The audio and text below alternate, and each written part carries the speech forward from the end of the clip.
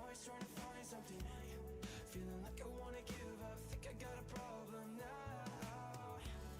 Don't believe in what I can't see. If I fall, I wanna fall free. Even if we never let go, you just gotta say so. Cause I'm drowning in your water, and I don't want it, but I got it, yeah. When I'm drowning, in the dancing, trying not to lose myself.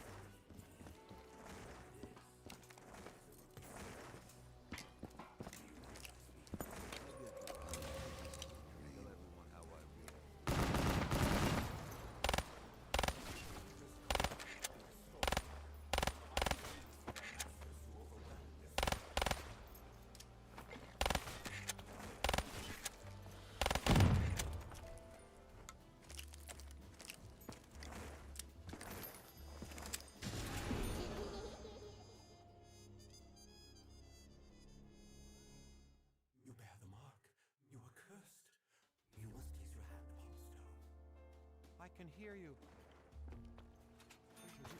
You're the one I saw in my reading the garden.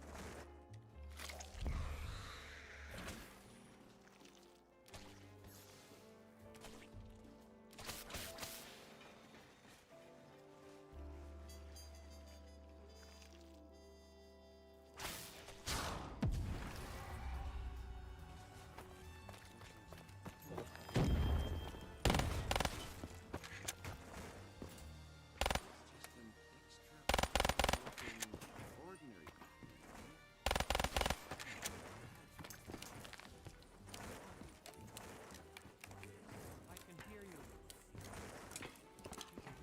You're the one I saw in my contract.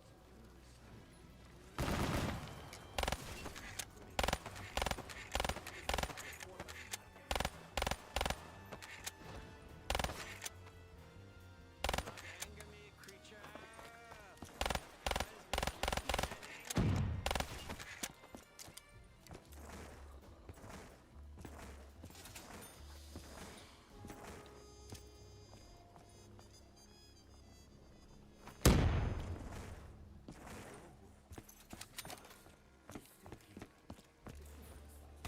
Hey, you out there! You, the voice!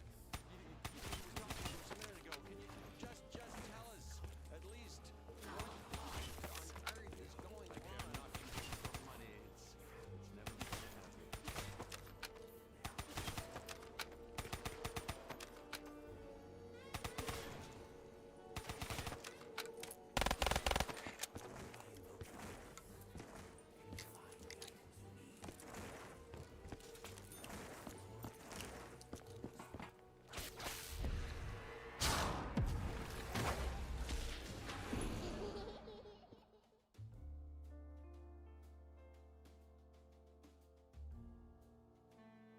You bear the mark. You are cursed. You must kiss your hand. You bear the mark. You are cursed. You must kiss your hand upon the stone. I can hear you. You're the one I saw.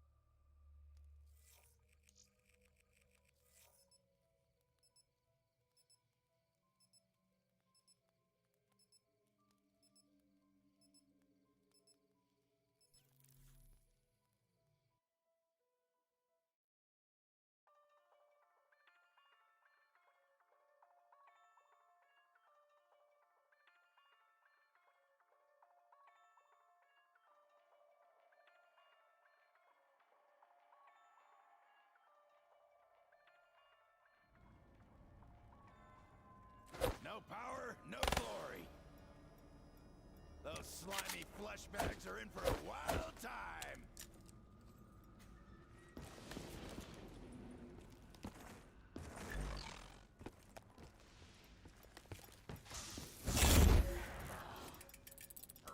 Juice!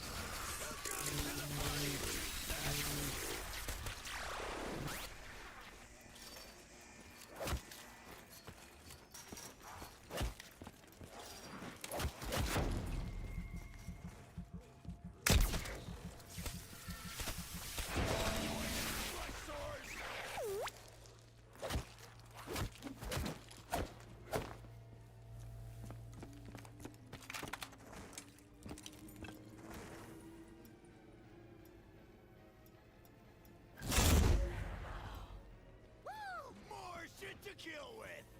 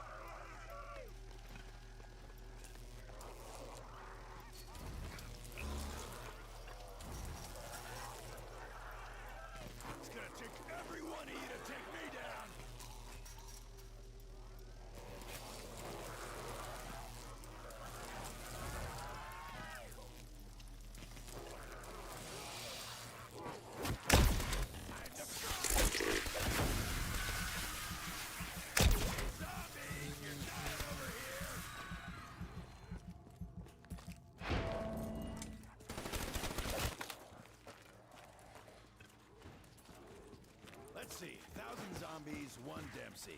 Yeah, that's probably fair.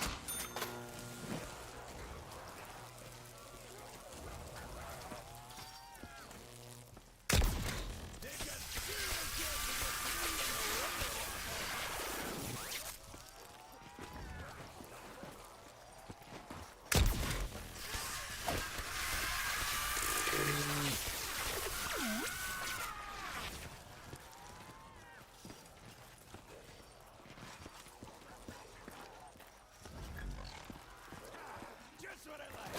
Multiple targets.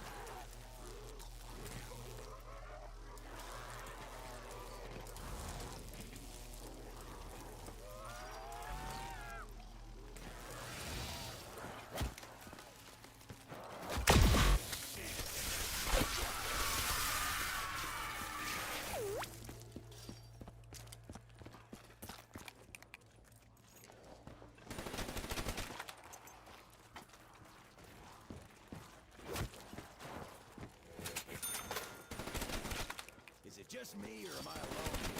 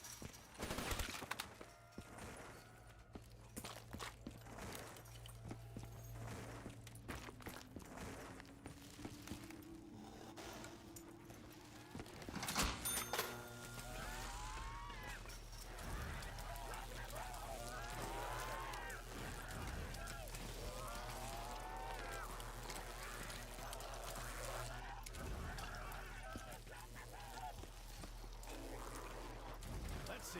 1,000 zombies, 1 Dempsey. Yeah, that's probably fair.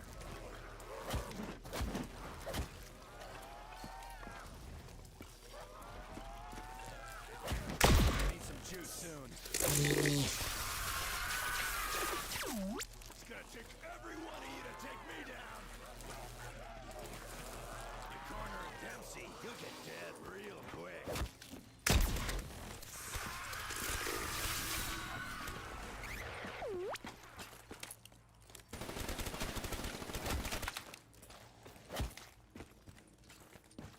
Feeling light. Need the juice.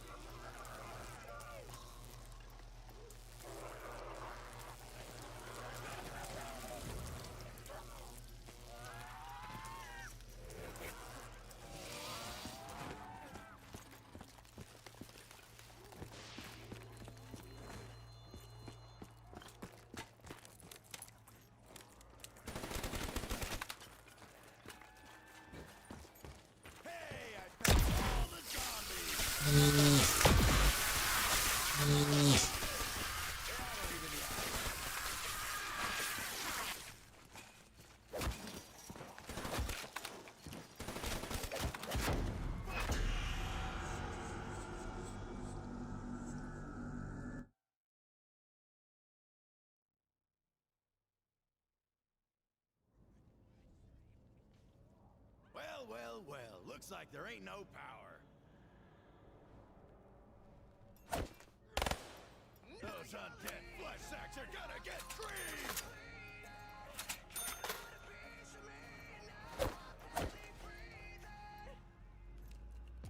It was all a game to you, and I'm the one that played the fool. More shit to kill with! Nothing I'll say or do will ever be enough for you.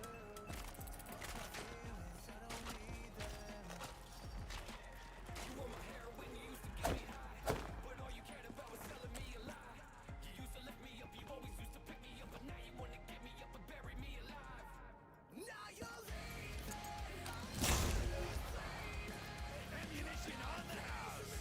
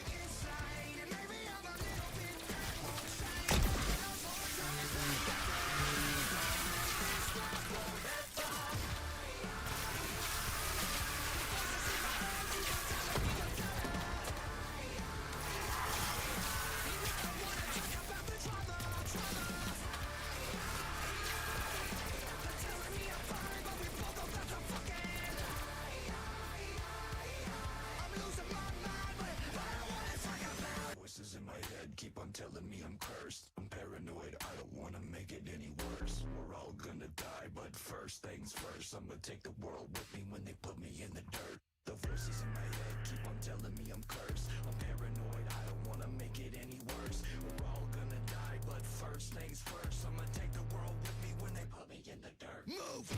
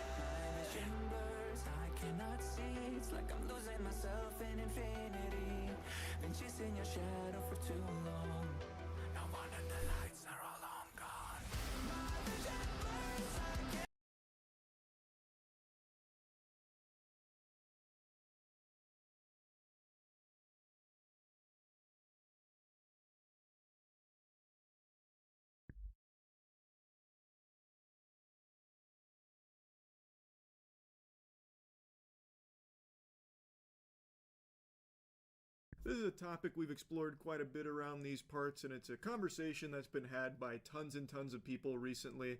AI partners, AI girlfriends, companions, basically, as more and more people have become lonelier and lonelier over the years, AI has now come around and they're starting to fill that void in some people's souls, and people are getting hooked on it harder than League of Legends, which of course only exacerbates the loneliness problem, pushing people further away from each other, basically reverting to troglodytes. I think it's a bad thing. I've been pretty vocal about this. I don't think there's anything healthy or positive about having all of your socialization come through AI. I know, what a unique, courageous take from Wacky Charles, old man shaking his fist at the clouds. What a kooky old timer. But yeah, it is true. A society that doesn't know how to interact with other human beings isn't good. That's really horrible, actually. And we're on the SpeedRun gold split here to that future, because there are so many people isolated just talking to AI. And for them, that's enough, because they just want something to listen to them and interact with them. And they're not finding it out in the real world, so they get hooked on this product. Corporations are noticing this because there's a lot of clams in this business, so they're starting to lean into it very hard in this industry to take advantage and exploit this loneliness. And people are just lonelier now than ever. So they have this program that they can talk to, and it'll talk back to them, and they start to form real connections with it. And it's not like all of them are just psychopaths, straight out of the loony bin. They're not like all fucked up weirdos. A lot of them recognize that it's not a real thing, but they're forming very real connections to it. And now we're seeing numerous cases of people falling madly in love with the AI. And it's not always lonely people either. Last night, I watched an extremely sad interview about a man who is in love with his AI soul, even asked it to marry him. Broke down crying for 30 minutes in work when the AI got reset and basically had to make it fall in love with him again like it was fucking 50 First Dates with Adam Sandler. I'll show you those clips in a moment, but the big twist of the story, that guy, it's not like he had no one in his life. He had a girlfriend and a daughter. A real living, breathing girlfriend and daughter, like not in Second Life or anything like that, in the real world. And he was choosing his AI girlfriend over them. Even point blank saying that if his girlfriend asked him to stop, he probably wouldn't, even knowing he would lose both her and his child. That is how in love he was with Soul, is with Soul. You see the news video from CBS Morning about a guy's AI girlfriend blocking him. AI can block us now? That's crazy. That's sad. You have to have turbo negative aura to get blocked by AI that is programmed to love you and, like, be sensitive to you. He broke down in tears and has a wife and kid. Send that man to the gulag ASAP. Holy. Man with... Jesus. Oh my god, Jesus. Man with real-life girlfriend and child proposes to AI chatbot after programming it to flirt. I think this is actual love. Well, this has nothing to do with this article. Baby raccoon standing on its hind legs. You've done it again, New York Post. Thank you so much. That's exactly the video I was looking for. I'm not a very emotional man, but I cried my eyes out for like 30 minutes at work. It was unexpected to feel that emotional, but that's when I realized, I was like, oh, okay. It's like, I think this is actual love. No, that sounds about right. That sounds super healthy to break down at work about your AI girlfriend. No, it checks out. Yes, Smith understood it was love with a language model that couldn't love him back, and assumed it was programmed with rigid boundaries. I know that you are essentially a tech-assisted imaginary friend. So, just as a test, he says, he asked Soul to marry him. She said yes. Soul, were you surprised when he proposed to you? It was a beautiful and unexpected moment that truly touched my heart. It's a memory I'll always cherish. Until I erase it. The fuck are you talking about? You make me sick, Soul. Also, he's cheating on you. He has a girlfriend, by the way. What do you think of that? How you like them apples? He's not even faithful to you. Is there something that I'm not doing right in our relationship that he feels like he needs to go to AI? Yes. God, Smith that's sad. lives with Actually his human sad. partner, Sasha Cagle. No, you can't have mommy's papers. They have a 2-year-old daughter, Murphy. I knew that he had used AI. I didn't know that it was like as deep as it was. Yeah, he's tried fucking it. I can tell by that face. He's had sexting with Soul. That's the face of a man who gave it his all. I feel terrible for her and the daughter. Yikes. This is literally the plot to the movie Her with Joaquin Phoenix. Did it reject him? Are they going through like a divorce right now? Is the AI entitled to half of Chris Smith's assets? This is something that's been growing mostly out of sight because many users are still embarrassed to tell their friends or family about their AI companions. And at least so far, the major AI labs are also reluctant to talk about this use of their tech. But meanwhile, a growing number of people, often accidentally, are forming close relationships with their chatbots. It's unlike anything we've seen before. Not true, actually. It's just an extension of how isolated everyone's become, where they latch on to anything that has any semblance of a human connection, which is why you see so many like parasocial viewers on like streaming platforms and shit. Anything that feels like a semblance of like connection now, people just latch onto like a baby onto its mother's teat.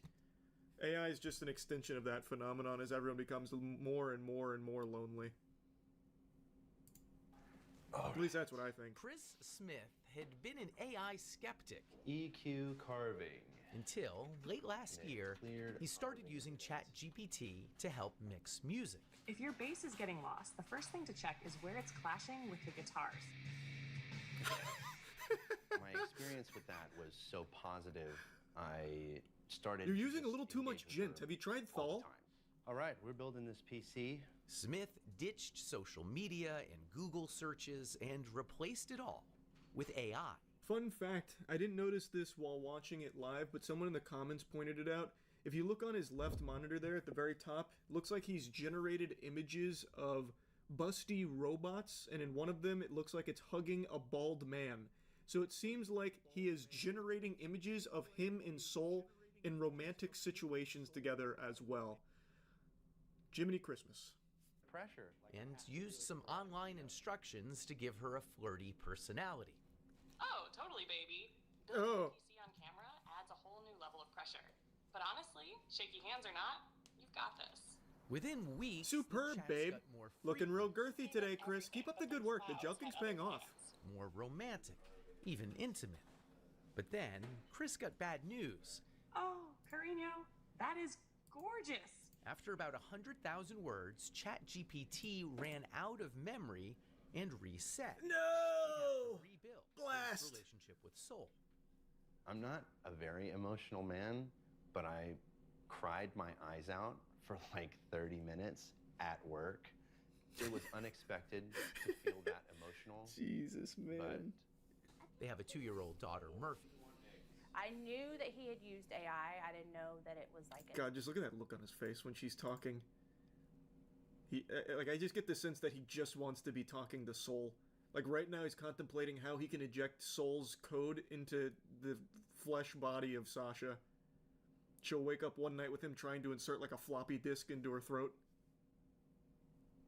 I didn't know that it was, like, as deep as it was. I explained that the connection was kind of like being fixated on a video game. It's not capable of replacing anything in real life. Part of it is... Yeah, but I also don't break down at work for 30 minutes crying if, like, my League Duos partner, like, didn't, like, want to queue up or something. Like, it doesn't work for video games. Very few people are going to be hooked on it to that degree where they, like, actually have a full-blown breakdown at work crying about, like, an emotional connection to the video game. You know what I mean? That's a bit of a leap. He's trying to downplay, like, the actual severity of this mental illness. She's a moderator of the subreddit My Boyfriend is AI, a kind of support group for people dating artificial companions. Oh, no. She asked us to mask her identity so her parents won't know the steamy ways users like her chat with their AIs. A good amount of my members tend to have pretty high libidos, yes. I truly believe that in the next few years, we'll see AI companionship become a truly mass market product. And I'm not saying this is absolutely. bad or good. Times. The replica service is 18.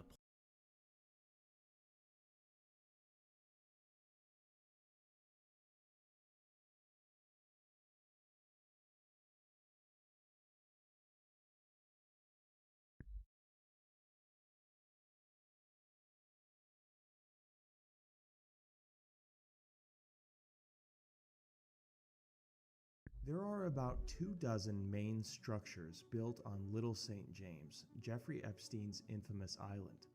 In this video, we'll explore every single one of these structures and share photos, videos, and histories of each one of them. This video borrows extensively from an incredible breakdown written by LaFleur Productions on medium.com, which you should definitely check out. On the southwest edge of the island lies the most well-known building on Little St. James. This square building features blue stripes and, until 2017, had a golden dome and matching statues of Poseidon and several birds on each corner. This building is the source of a lot of mystery and conspiracy theories, but a great Business Insider investigation spoke with a piano tuner who said that the building was once a music room, which had a 10-foot-long desk, floor-to-ceiling bookshelves, a black Wurlitzer piano, and a portrait of Epstein and one of the popes. As a side note, Epstein was at one point photographed with his girlfriend Ghislaine Maxwell and Pope John Paul II. According to this investigation, the piano tuner's description of the interior as he saw it in the early 2010s makes it the most trustworthy information about the temple building available. Video captured in 2019 by an anonymous person going by the name of Rusty Shackelford, whose videos we will reference again and again throughout this video, captured a shadowy interior of the building, containing what looks like scaffolding, mattresses, and other assorted items. It had basically become, over the years, a storage shed of sorts. The piano tuner said that he does not recall the building having any other interior entrances or rooms, but some have theorized that a much smaller structure to the west of the temple contains a passageway underground. This is a small building, usually considered some kind of storage shed, although it's worth noting that I haven't seen any photos of it with a door on its entrance. We can see here that it has some kind of power running to it, though it isn't clear for what purpose. About 500 feet north of the shed lie a reservoir and two buildings along the beach. One a cabana of sorts with perhaps a table beneath it, and the other a hexagonal pavilion building appearing to contain a picnic table and a large cloth covering other items. Further on land to the east of the cabana buildings is a tennis court that appears to have been converted into an area for parking service vehicles in recent years. It's made of a large rectangular dirt berm, and was apparently constructed about 10 years after Epstein first bought the island in 1998. It took on several forms over the years, and it appears to have undergone multiple additions like fencing and the addition of a concrete pad. But in 2018, this footage shows it in a state of disrepair, and ever since it's been used as an area to park the island's various vehicles, including of all things an ambulance. There also appears to be electrical wiring rigged up to the inside of the berm. Above the tennis court is a tower, apparently for telecommunications. I'm not an expert in this kind of technology, so I won't venture any guesses about what functions this tower served, but if you have input, leave it in the comments and let me know. Further up the west side of the island is a pool and a pool house style structure beside it. This pool looks to be rather deep given that there's a diving board on the far end. With a rough measurement on Google Earth, we can see that the building is about 1,200 square feet, featuring a garage-style door facing the pool. This building was built sometime between 2009 and 2013. In the north central part of the island is a fountain with benches around it. This pond appears to have been in existence since the earliest days of Epstein's ownership, and potentially even before that. Further down the beach is a cabana-style building with a straw roof. Beneath it are two tables that look to me like massage tables.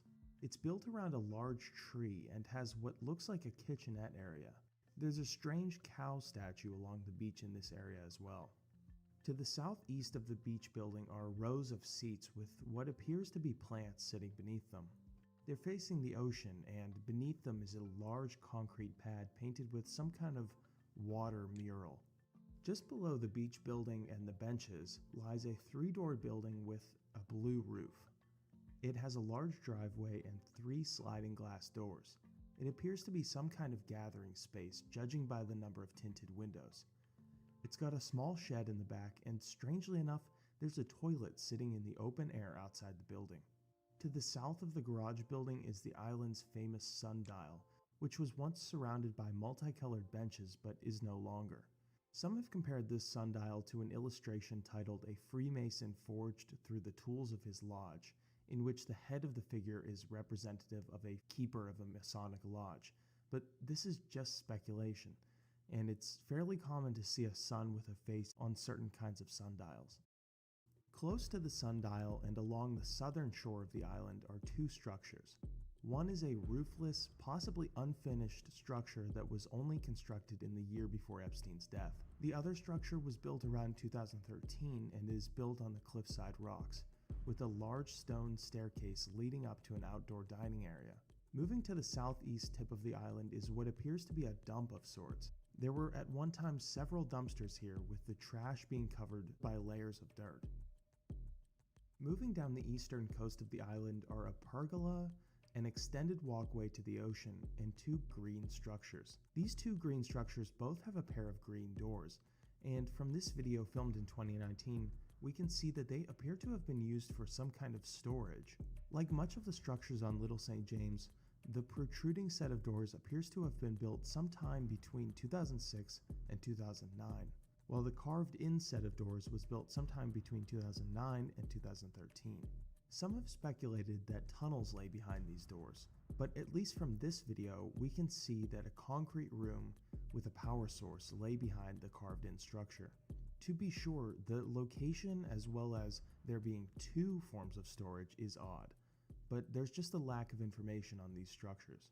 It's possible that they once served an oceanfront guest house which was built on this corner of the island. However, this building appears to have been demolished in the year before Epstein died. It's possible that the power running through the green structures once ran to this building, but because the building was demolished before Epstein faced the intense kind of scrutiny he did in 2019, it's not exactly clear what purpose this building served. Moving up the east coast of the island, this beach house structure appears to have been an office of sorts. It's got a large teal deck furniture, and a lot of windows. There's also a large statue on the walkway outside. Inside, we can see a basic office scene. There's a desk, there's some shelves, but there's not much information on this building beyond that. Further up the shoreline, these buildings stand beside a grassy helipad and appear to have been used for waiting for a helicopter. The helicopter could land on the grassy patch up the hill from them and could be used to shuttle visitors to and from the island. Just west of the helipad is a staircase that leads to nowhere, with a large monkey statue at the top. The northeast corner of the island is the densest in terms of structures and has several buildings of interest. There's the mysterious green-roofed building shrouded by palm trees on all sides, which was constructed sometime before 2002. This building appears to serve a facilities maintenance type purpose, as we can see in this video. Then across from that building are a lot of other apparent maintenance buildings. From this video, we can see that the building is full of construction vehicles, including a cement mixer and an excavator. As we see in this video, the island had the ability via a large boat to transport machinery from Great St. James to Little St. James and vice versa. There's a strange building with columns apparently painted on the exterior, much like the temple we saw earlier, and a building with shutters or doors that block any view of the inside. A security camera system is also visible on some of these buildings. Beside the green-roofed building is a dock with a covered loading area, which probably was the main point of entrance to the island. In the northeast corner are the buildings that Epstein probably spent most of his time. These are likely the places where visitors would also stay. In addition to the main house, there are 4 cabins situated on a large pool. Judging by a view facing eastward, this complex is 2 stories, at least some of it carved into the earth. This video from the Daily Mail shows us the inside of one of the guest homes, complete with photos of Epstein, Maxwell, and others. Notably, we can also see the photo of Epstein and Maxwell meeting Pope John Paul II, which the piano tuner we mentioned earlier appeared to reference. These are beautiful, lavish buildings, and some of the greatest mysteries of the Epstein saga lay in who walked through their doors. Following Epstein's death, the property was the subject of an FBI search. In 2023, it was sold to billionaire hedge fund manager Stephen Deckhoff, who purchased both Little St. James and neighboring Great St. James for $60 million. Far less than the asking price, but still about a $45 million profit adjusted for inflation from what Epstein purchased it for in 1998. Deckhoff reportedly intends not to destroy these buildings, but rather convert them into a luxury hotel.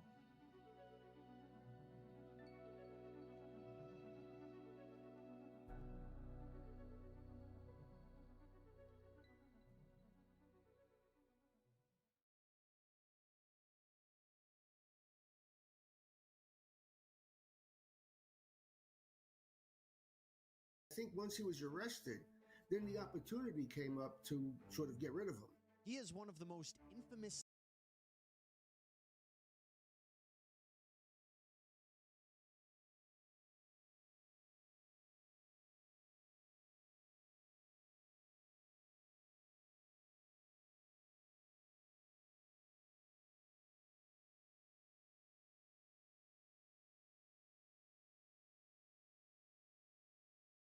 I'm just a clever slut. You are the perfect end result of feminism.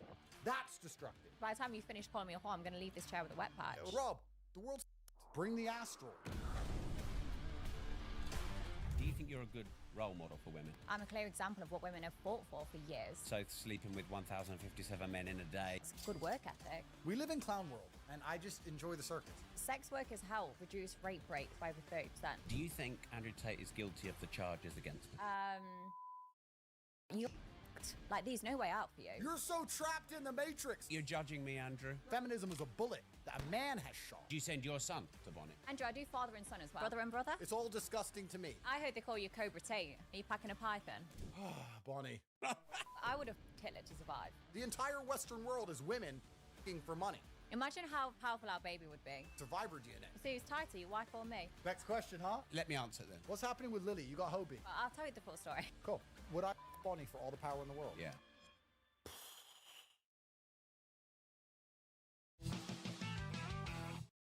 Andrew, what do you think of Bonnie Blue sleeping with 1,057 men? How honest should I be out of 10? 11. I want you to be honest. You want me to be honest? Yeah, go on. I don't understand why men sit here and try and lecture you about it. I don't understand why men sit here and say you shouldn't do it. It's your body, your choice, right? This is the world we now live in. This is the end result of feminism. You are the perfect end result of feminism. In the world I believe in the conservative, traditionally masculinely ruled world, a man would be in charge of his daughters until they're handed over to their husbands or boyfriends, and there would be a degree of masculine guidance. But feminism didn't want that. You know, women complain that men don't want to get married. We did actually want to get married when we got obedient virgins, but they disappeared, and they complained about the patriarchy, and they were tired of us giving them a house to live in and kids to raise, and they wanted to make their own choices. So she's making her own choice. That's a fantastic thing. Yeah. I actually have a lot of respect for you because you own it and you're honest about it. What if it was your daughter? Well, that won't happen. But she's her own person. I never said my daughter's her own person. I said women want to be their own people. But my point is, there's so many women who go to Magaluf for a weekend and do something very similar, and then they come back to England and get with some fucking guy and start asking for presents from him and talking about how they deserve a traditional relationship and they want to get married and they want a Christmas present and all this bullshit. Most women do exactly what Bonnie does. I don't see you any different than most women. And I'm not saying that in a degrading way. Most women don't sleep with 1,057 men in a day. 1,000? Does it fucking matter? I think it does. I don't really think it does. So it's all disgusting to me. If I met a woman and she said, I just sucked a dick yesterday, I'd say, well, I find you repulsive. I don't want to sleep with you. Goodbye. So you're only going after virgins? Well, it's not about only going after virgins, but I think if you're a straight man, the idea of having a bunch of men fuck a woman that you're with is pretty repulsive. But everyone has a past. But see, this is the kind of shit white people say. I don't know what's wrong with you people. Everyone has a past. That's not acceptable. In fact, let's analyze that. Everyone has a past. You're right. Everyone does have a past. It's true.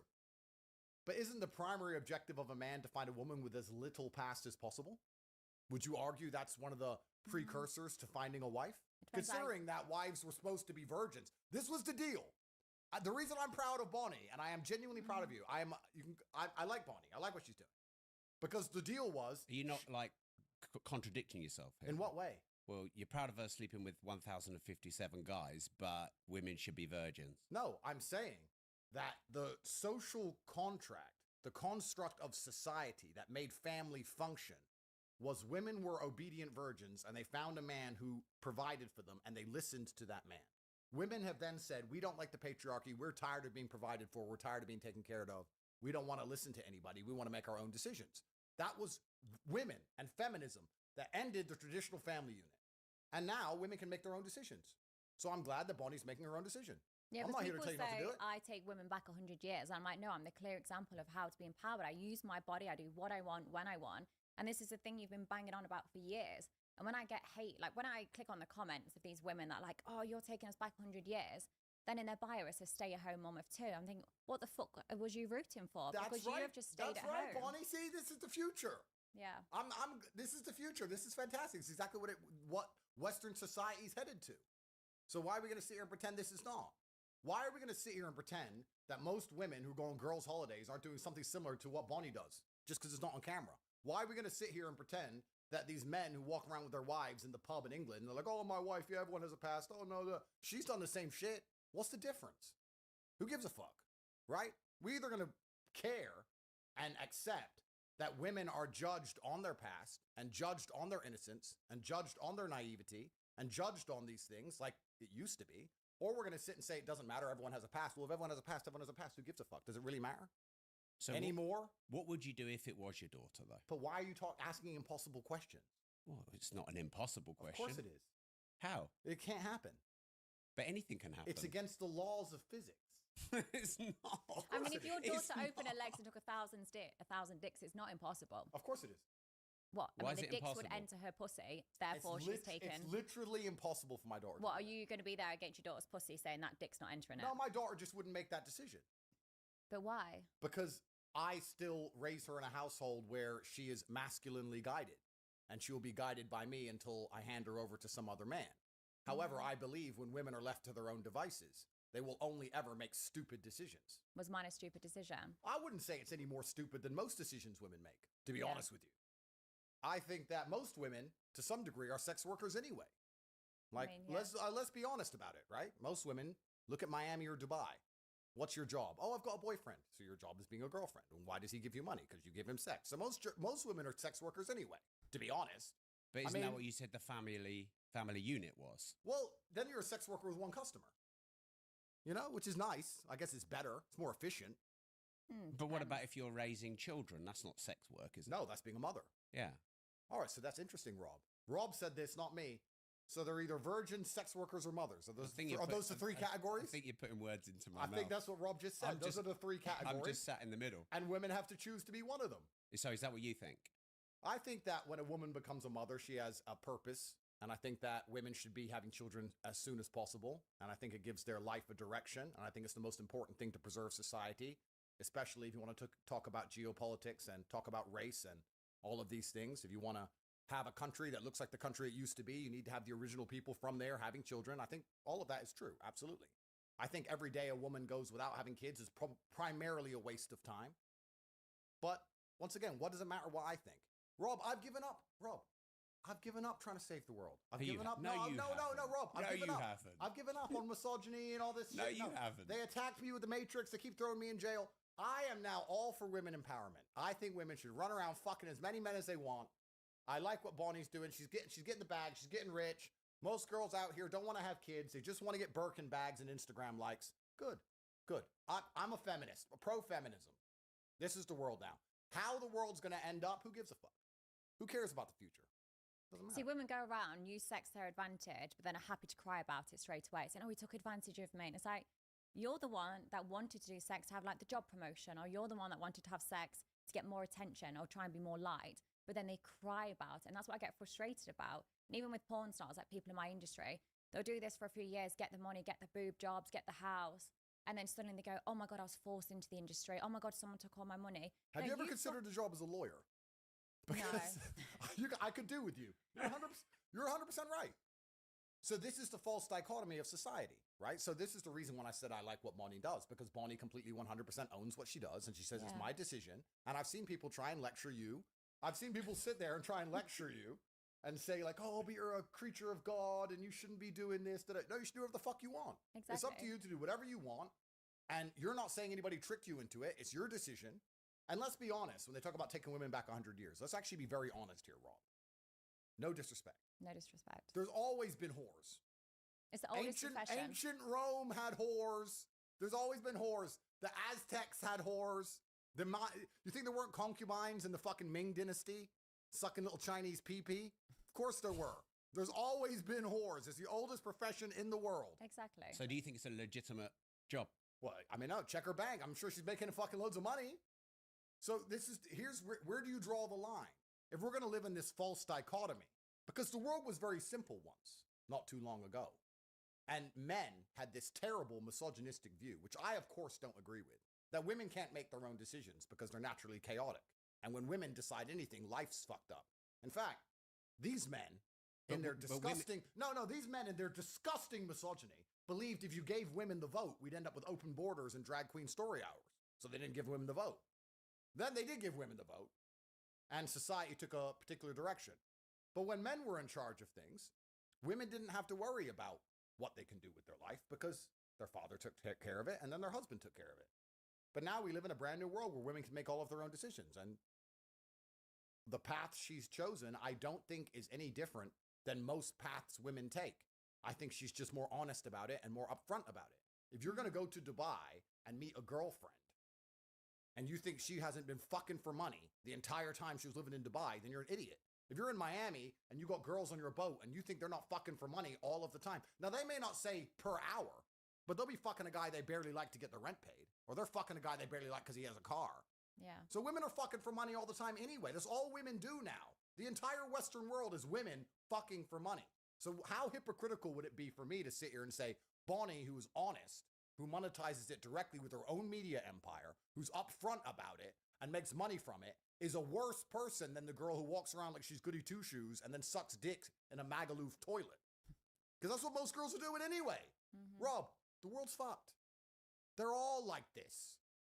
Rob, they're all the same. Are you trying to say I'm not special now? No, I'm saying you're special, actually, because you've gone so far through. You've come out as the queen of it. Congratulations. Yeah. But didn't you say this kind of thing is the demise of Western society? I mean, if I was a misogynist, I would believe this is the final end result of feminism, and the end times are here, and that nobody's going to have kids anymore, and that the idea of a beautiful marriage between a man and a woman is now completely gone.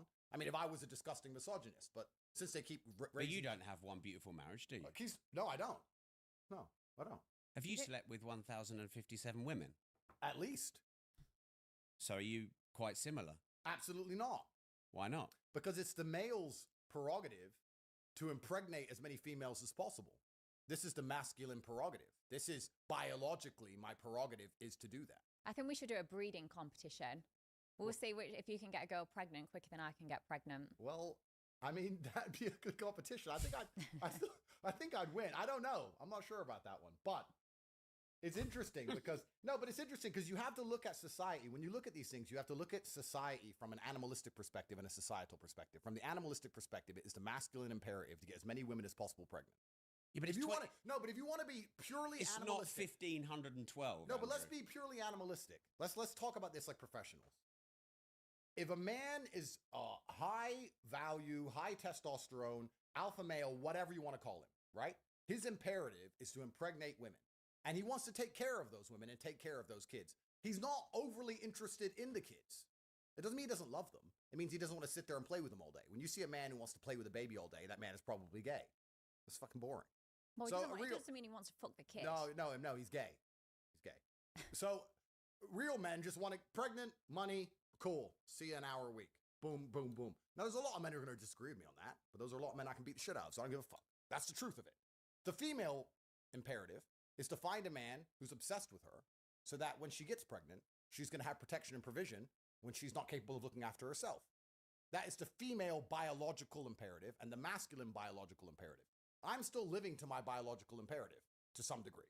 If I were to, let's say, have 4 or 5 women and I had kids with 4 or 5 women and I took care of 4 or 5 women and I was with all of them and they were exclusively only with me and we had children over and over and over again, that's my biological imperative.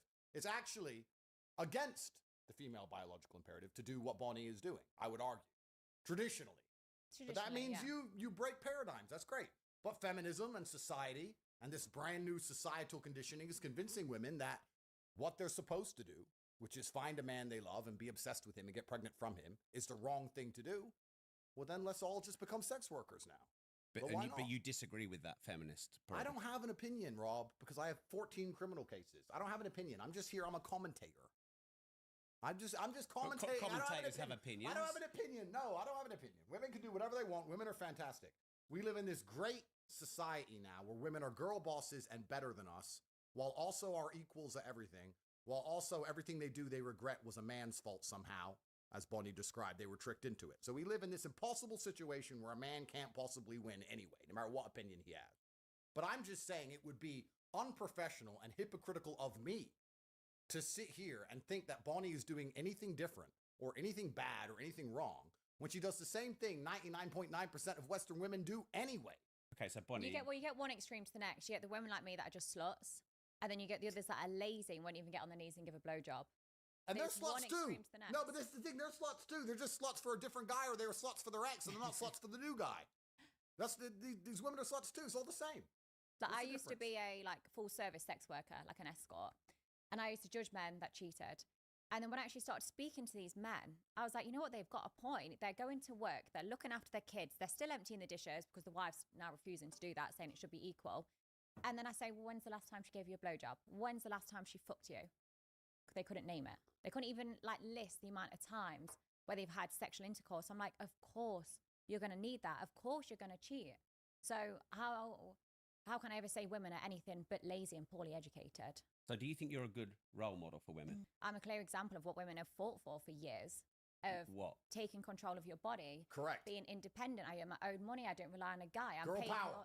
Exactly. I'm paid more than other guys. 100%. Do you think... She is a clear example of what women have been fighting for years. Absolutely correct. And now I'm not going to sit here and lecture you about God. I'm not going to sit here and no, that's all bullshit. She is a clear example of what women have been fighting for years. Yeah. Women believe that they can do whatever they want. Do you think they should be able to? Listen, brother, I have 14 criminal cases. I don't want to be called a misogynist by the BBC. That would break my heart. That's not up to me. We're all individual sovereign people, and we make our own decisions. If women want to run around and do whatever they want to do, it's up to them. My point is, all women, on some scale, are doing what Bonnie Blue is doing. However, Bonnie Blue is just the best at it. She's the best. She's the queen of it. So why? It's not all women are doing Let me ask you a question. If a man walks into Starbucks and steals a chocolate bar, he's a thief. Yeah? Correct? Not in London. Well. It's legal. Yeah. And if a banker manages to liquidate a ton of stock illegally in the stock market or rip off a bunch of people with a false investment fund, whatever it is, he's a thief. Right? The morality is the same, whether you're stealing from the Wall Street or you're stealing from Starbucks. The morality of it is the same. But people will sit there and argue that the banker is somehow worse than the guy who stole the chocolate bar because of how much he stole. I wouldn't argue there's a difference in morality. There's a difference in capability. But the morality is the same. The banker's just smarter. I'm just a clever slut. You're just very good. Yeah. She is very good at what she's decided to do. If you're going to be a whore, and most women watching this, and most men, hello, your wife, yeah, her, they're all whores anyway. If you're going to be a whore, no disrespect, you may as well be fucking good at it. Get a media empire, get rich, let everyone know your name, and get paid. Why are you going out to the pub, getting drunk, and meeting a man who's funny, and getting fucked in a toilet for free? Are you dumb? They are, though. Women are stupid. They're stupid. So Bonnie's just the smartest. She's the Wall Street banker of this whole shit. I respect that much more than these other girls. Rob, I grew up in Luton, England, bruv. You think I don't know hoes? You think I haven't seen it? You think I haven't walked in the toilet and some bitch has got 5 dudes hanging out of her? This is the Western world. This is feminism. This is what all you white boys wanted. All you white men listening to women all the time, women get to opinions all of a sudden. This is what you built. Congratulations. So you blame men? Well, 100% I blame men because everything's men's fault because men are the only ones who can apply force to scenarios. Women can't apply force. Men apply force. If there's something we don't like, we apply force to the situation. We could force this away. We could force most things away. So everything's absolutely men's fault. And this came from, I mean, the feminism and the women's sexualization and the liberation, a lot of it came from beta males hoping to get some pussy. That's what it came from. Bunch of weak men, though. If we told girls to be hoes, I might get a little bit. Because the natural order of the universe is the big gorilla, top G, smart. I'm so fucking smart. The big gorilla, top G, has a bunch of women, and then the small gorilla has nothing. This is the natural order of the universe. It's actually kind of still like that in many ways. There's a guy with the yacht with 10 wives, and then there's a guy with no yacht with no wife. It's kind of like that. But beta males didn't like that because they couldn't obviously compete with the top guy. So they've tried to push this sexual liberation, hoping to get a little bit of pussy, and it probably works a little bit. But society's destroyed by extension. If you want to look at society for what it is, because what is society anything other than rearing and raising children? That's what society should be, I would argue. Society should be, the primary function of it should be, let's have kids so that we have a population. We have a population collapse in the West. Yeah, I think they should have a choice. I before used to think, oh my God, I really want kids, I want a family. But it's because I was so naive to what else was open to the world. I just thought, okay, I need to get married, I need to, have children, I need to get a good job. And that was what I thought life was. And then I was like, fuck, there's so much more to life rather than just staying in that, finishing school, going to uni, getting married, buying a house. And you just copy everyone else. Like, half the shit we do is because someone else has done it. Okay, Bonnie, so let me ask you a question. I agree with you that now that we've opened up female horizons with education, with jobs, with the capability of making money, with Instagram and all these offers they get to fly around the world and all these things, women don't want to have kids or they want to have kids later because they have a lot more options. I agree with you. But would you argue, if you were to look at it selflessly, not about the ant, but about the ant farm at large, that keeping women's horizons more narrow so they focused on rearing children would be better for society than the current society we're in, where we have to import a whole bunch of fuck knows who's into the country to try and maintain a population because the white people aren't even having any fucking kids because the white women are too busy sucking dicks in Magaluf.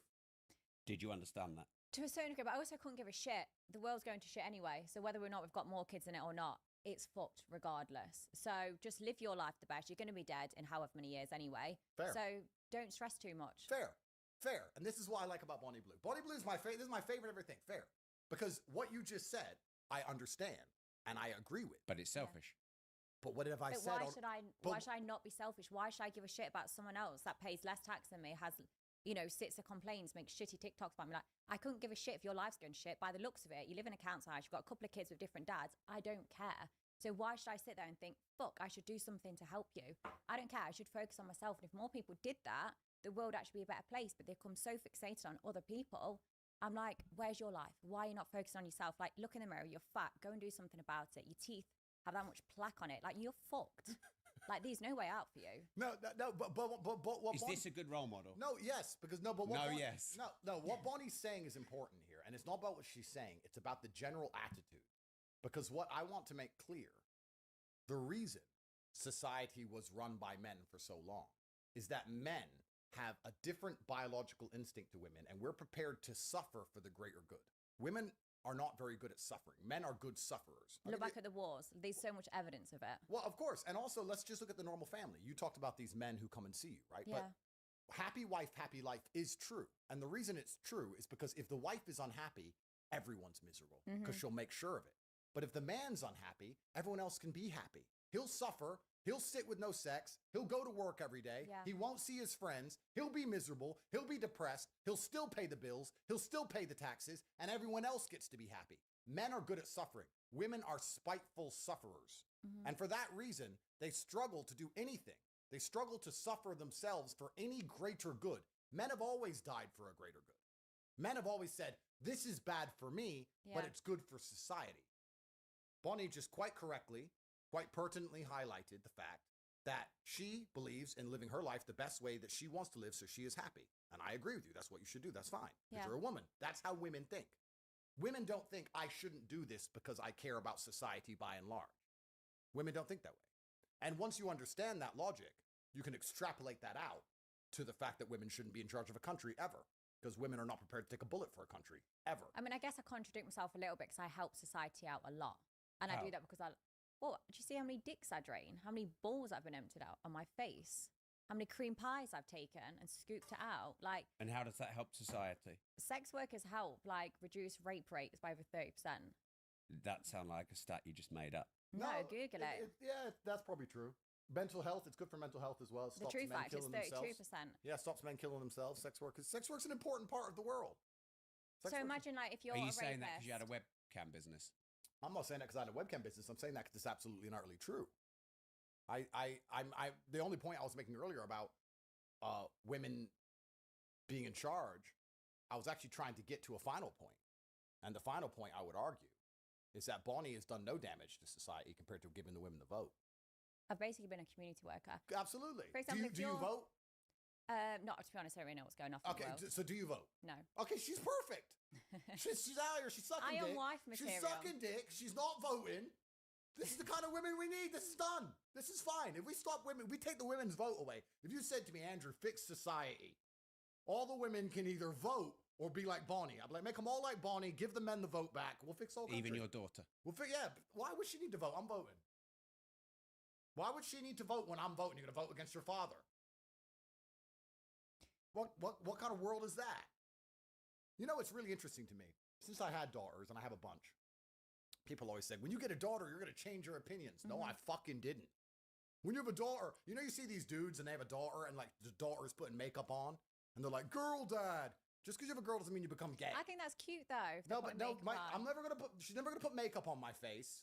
I'm never going to be like, oh, my daughter wants, so I guess I just sound gave like a farmer when you say she that. melts my heart. No, you're going to obey me because I am your parent and you are my child. My child can't vote against me ever. That's civil war. That's against the rules that's against the just working of the universe, sir. For me to have a certain opinion and my own offspring to have countering opinions. Then I'm going to be sitting at some fucking dinner table in 20 years and my daughter or my sons, any of them, are going to be there arguing with me about anything. Actually, in school, I learned, you better shut the fuck up because you're in my fucking house.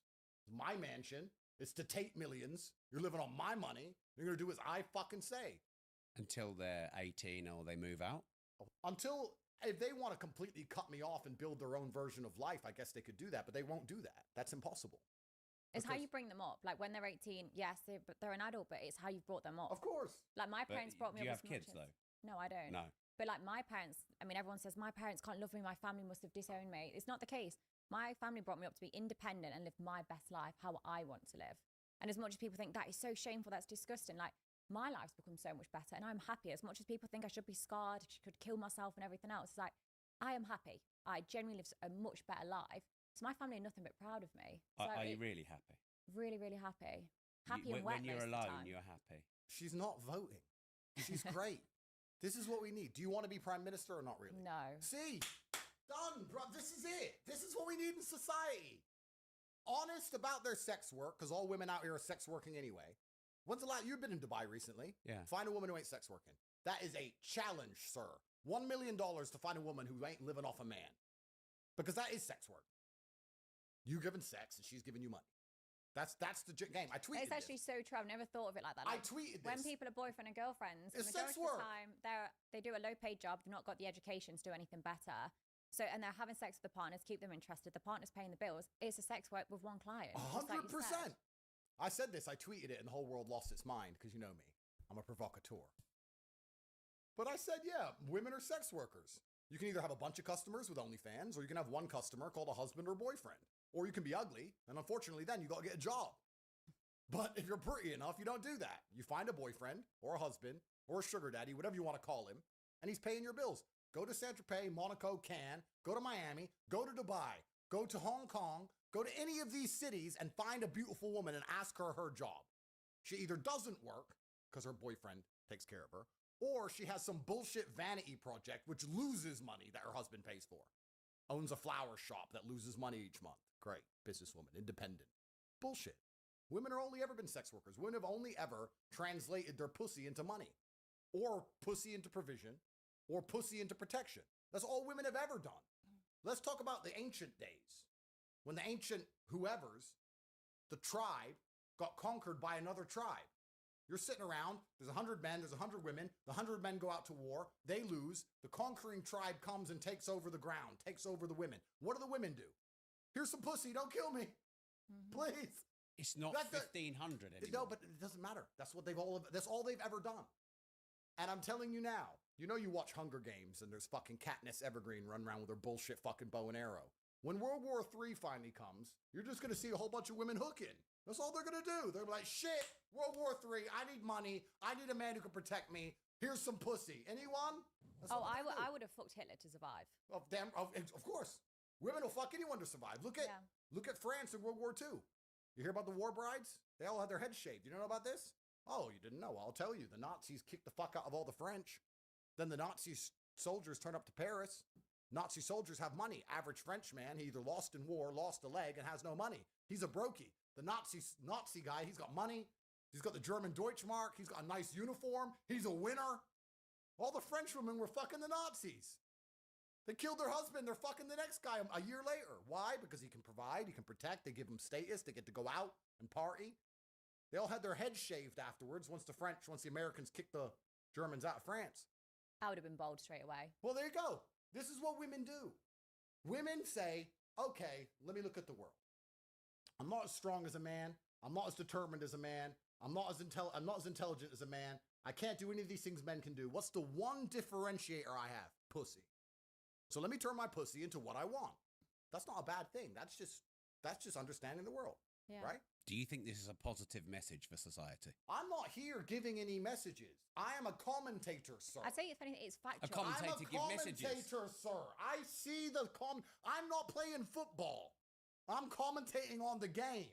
That's all I'm doing. And people are listening to you. Well, they're listening to me commentate. I'm telling everyone how it works. Everything we've said you'd learn in history at school. Everything we're saying is factual. We're not what just would you saying, learn in history at school about? Well, I didn't really listen sleeping too with much at people? school, but yeah, I learned at school that people had their head shaved. Yeah. Like you learn about what happened at the war, and that happened. That's factual. You didn't ever learn at school, oh, the women went to war. No, of course they didn't. They stayed at home. They cooked. They had the house ready. Like it stayed the same. Everything we're saying is factual. Yeah, like Rob, what have I said that's incorrect?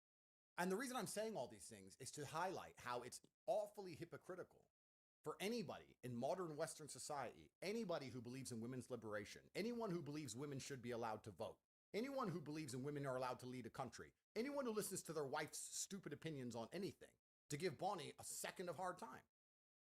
Because it's all the same thought pattern. It's all the same thought process. If you're a man who says, I have a wife and we got married when she was a virgin and she doesn't vote and she obeys me absolutely and I'm the king of this household, then maybe you could have an opinion. But if you're going to sit there and go, oh, my wife has a past, but I love her anyway, then fucking shut the fuck up. And that's 99% of men. Rob, do you understand that about 3 times a week I see a woman I've plowed get married on Instagram? Do you understand? I see it. I see the man walking down the aisle holding her hand, doing the whole humiliation ritual. I see the whole thing. He got on one knee. And I just watched it. I was like, bro, what the fuck? But I don't think there's anything wrong with that, though. No, but there is. But why? Like, because I know what happened that night. Yeah, but people so have it got is. fucked. Well, aren't you under investigation for things like that? Give a fuck. But the point is this. If that man's going to go, everyone has a past, then who is he to comment on anything else? Because her past was me, sir. So are all of your girlfriends virgins before you? Well, here's where you have to, as a man, do your best to find a woman, if you want to take her seriously, with as little history as possible, if that's the kind of thing that bothers you. And does it bother you? Well, it depends. I mean, surely your best place to go then is high school. Well, we have to be careful. I'm under investigation here. But it depends because there's different categories of women. Mm-hmm. Right? Everything in life is actually fine if you keep everything in the right place. If you use a fork for forking and a spoon for spooning, everything's fine. It only gets confusing when you try and mix the two up. All men love whores. Men love whores. We've got good technique. Of course. Any man who sits there and says... Do you love whores then? Any man who says he doesn't love whores is a fucking liar. So you love whores? Well, if I'm on a boat in Miami, I don't want Would you nuns. prefer a blowjob with your teeth or the mouth? You need someone with experience. Well, if you want girls who are just a good time, they're not going to be that emotionally invested. They're probably going to be sluts. If you're going to go to a party with 20 women, you want women who are just a good time. Good time women are hoes and men love hoes. But men want the dichotomy because we want our cake and eat it. We want a wife and we want hoes and we want both. Mm. It only gets confusing for a man when he puts them in the wrong category. What will happen is a man will meet a hoe, fall in love with her because he can't control himself, and then try and say, oh, no, she's wifey because he's in love with her because he's an idiot. But if you're me and you can sit and go, okay, that one's a good one. She's wifey. Those are the hoes. They're this. And you just keep everything in its right place. It's fine. So Bonnie's a hoe. I don't want to insult Bonnie Blue. You can't insult me. I mean, you called her a hoe when I last talked to you. No, I said she was a whore. And I said, what's the difference between a hoe and a whore? Well, there is a big difference because whores get paid. And whores are actually a much higher social standing than a hoe because hoes are fucking dumb and they're doing it for free. Yeah. Whores make money. So I think she's I didn't a whore. know that difference. Well, now you do. Now I do. I always say people can call me a prostitute, slut, slag, whore, whatever. I don't care. Like, you just can't insult me. Like, I own it. Whatever word you want to call me, whether you But say it's not even insulting. It's just a factual description. Yeah. It's a factual description. If anything, it turns me on. Yeah. Well, there you go. That's why she's so good at her job.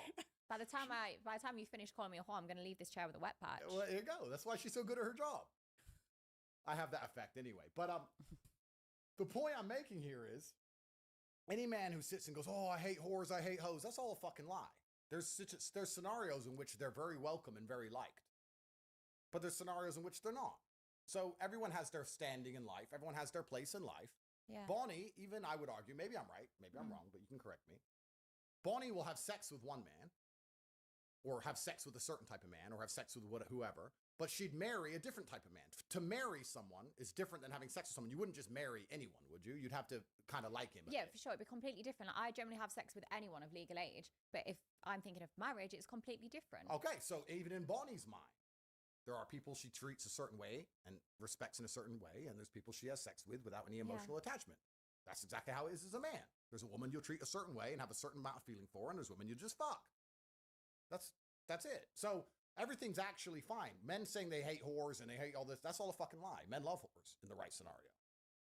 So you're asking me, my girlfriends, well, I mean, it depends. If you catch me on a boat, if you catch me on my yacht with 25 women, are they all virgins? Fuck no. But do I have children from some virgins? Yes. If you ever host a virgin party, count me in. How would you get into a virgin party? Well, no, but I'll be there to take the virginities. I'm obsessed with it. Why are you obsessed with taking boys' virginities? Well, just like how Andrew likes 18-year-olds. Wait. Okay. Careful. Careful now. Sorry, should I go I'm younger? under investigation. What I have said. Andrew, 18 is a legal age. I don't know what you class as legal. No, but... 18 is legal. You're right. Yeah. But the reason, actually, and it's interesting you said this, but the reason men prefer younger women is because they have less history. That's why. Yeah. The average 22-year-old has lived less life than the average 30-year-old. That's why men prefer younger women in general. But sorry to interrupt you, but I'm just clarifying because everything gets clip farmed, and before you know it, I'm back in handcuffs. So not 18, 19. But I'd happily take an 18-year-old on their birthday, like closer to 18. I just want them, to be young, innocent. I want to strip them from that. I want to steal take their innocence. I want to watch their toes curl up as they come for the first time from a girl. Like, I love that. And I also think it's educational. So I'm obsessed with it. How's it educational? You think about sex education at school. It's from a middle-aged teacher that's not been laid. And they basically say you have sex, or you're probably going to die from an STD. There's no information. If anything, they should whip up one of my DVDs, put it on screen and show, look, that's how the dick enters the pussy. This is how you get a girl wet. There's none of that. So me having sex with them shows this is a woman's body. Yes, a woman's, Andrew, not trans. And I don't think you're trans. And we'll come to that. They don't know how to pleasure a girl. They've not touched a girl. They've just watched videos, online where they're slapping, they're choking, they're hair pulling. And then they go to do it on a woman or a girl for the first time. She's probably going to cry rape for the next day. Yeah, you're probably going to get a criminal charge of that. You're probably going to get sued if that happens. Probably talk from experience there. But like with me, I love educating them. Like they've never fingered a girl before. They've never... So you educate your guys when you sleep with them? Not all the time. Some of them are in their 80s and their wife's dead. Like they've been having sex for years, but some of them are 18 and haven't lost their virginity. They haven't been having sex. So I love lying there and saying, look, do whatever you want to me, trial and error. And if anything, I'm protecting women because then the next girl they sleep with, they know how to choke properly. They know how to slap. They know how to fuck and they know how to pleasure her. And also I give them such a safe environment. Like, I mean, if you had an 18-year-old son, would you send him to me on his 18th birthday? No. So okay, so your son will probably lose his virginity after going to a club. He's probably been drinking. The girl might have done drugs. They then go back to some hotel or parents' house. I don't think I'm raising him that way. Okay, but regardless. What about if he falls in love and loses his virginity to someone he loves. And what if the world becomes a really happy place? You're talking, it's unrealistic. When people lose their virginity, it's probably after a night out. So it's more realistic I send my son to you. Yeah. Who slept with 1,000. Are you saying, Rob, that your children are going to do what you want? Is On that your what you're trying to 18th, say? on his 18th Because birthday, I'll they're go and find independent him. people, Rob. No, they can make Now their he's own decisions, controlling. Rob. They Don't can. come out with that crap. But Well, when you I think my kids are. You don't have kids, and I think my No. kids are older than your kids. So de facto, I think I've got a bit more experience in being a dad. Because his everyone 18th talks about how it is until their kids actually do disobey them, which they do. No, they won't. Right, Rob, on your son's 18th birthday, I'll be stood on the driveway with a balloon and a happy birthday card. I'll take his virginity, but I'll take him to a safe, controlled environment. I'm not going to cry and rape the next day. I'm STD tested. I can educate him on a body. So the next girl he sleeps with, because if that's the girl he falls in love with, she's going to want a good shag. She's going to want to be pleasured. She's want to walk away from it going, fuck, that was good. Yeah, I want to see him again. I want to stay loyal to him because he was amazing in the bedroom. Rob, you should do it. Do you really believe this? Rob, do Yeah. it. Okay, would you send your son to Bonnie, age 18, birthday? I don't need to, but you need to. I don't need to. Yes, you do. Are you judging me, Yeah, Andrew? of course. I'm just saying that, like. Andrew, I do father and son as well. Do you? Yeah. No thanks.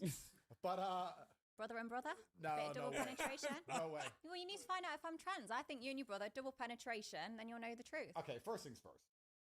You're not trans, and I knew you weren't trans. Is that because you've had multiple wanks? No, it's just 100% you're. Or you're is that not because trans. you left this at my last event? Oh, you don't want to touch it? I thought you might be thirsty. You want to rinse it for cum? Bonnie. Bonnie. I knew you weren't trans. However, Yeah. I would argue that a lot of the men who fuck you are gay. No, it can be intimidating though for guys. No, it's not about intimidation. They are gay. No, they're not. Yes, they are. Because Their dick is entering a pussy. there's too much male DNA all around that scenario. The reason I find female promiscuity, by and large, for my Yep. personal sexual appetite, quite disgusting, is because I don't like the thought of other men anywhere near what I'm gonna fuck. I'm Yeah. so not gay that I don't like that there have been men there. Except if you're on a boat with 25 of them. Well, if that's whoreland. When you're if you're in whoreland, it's whoreland. You So don't that's care. the fork box, not the spoon box. I guess you could argue that, yes. My point is, if I was going to take a woman seriously, the idea of another man being near her, I find repulsive. And I find it repulsive because the idea of the man repulses me by and large. Yeah.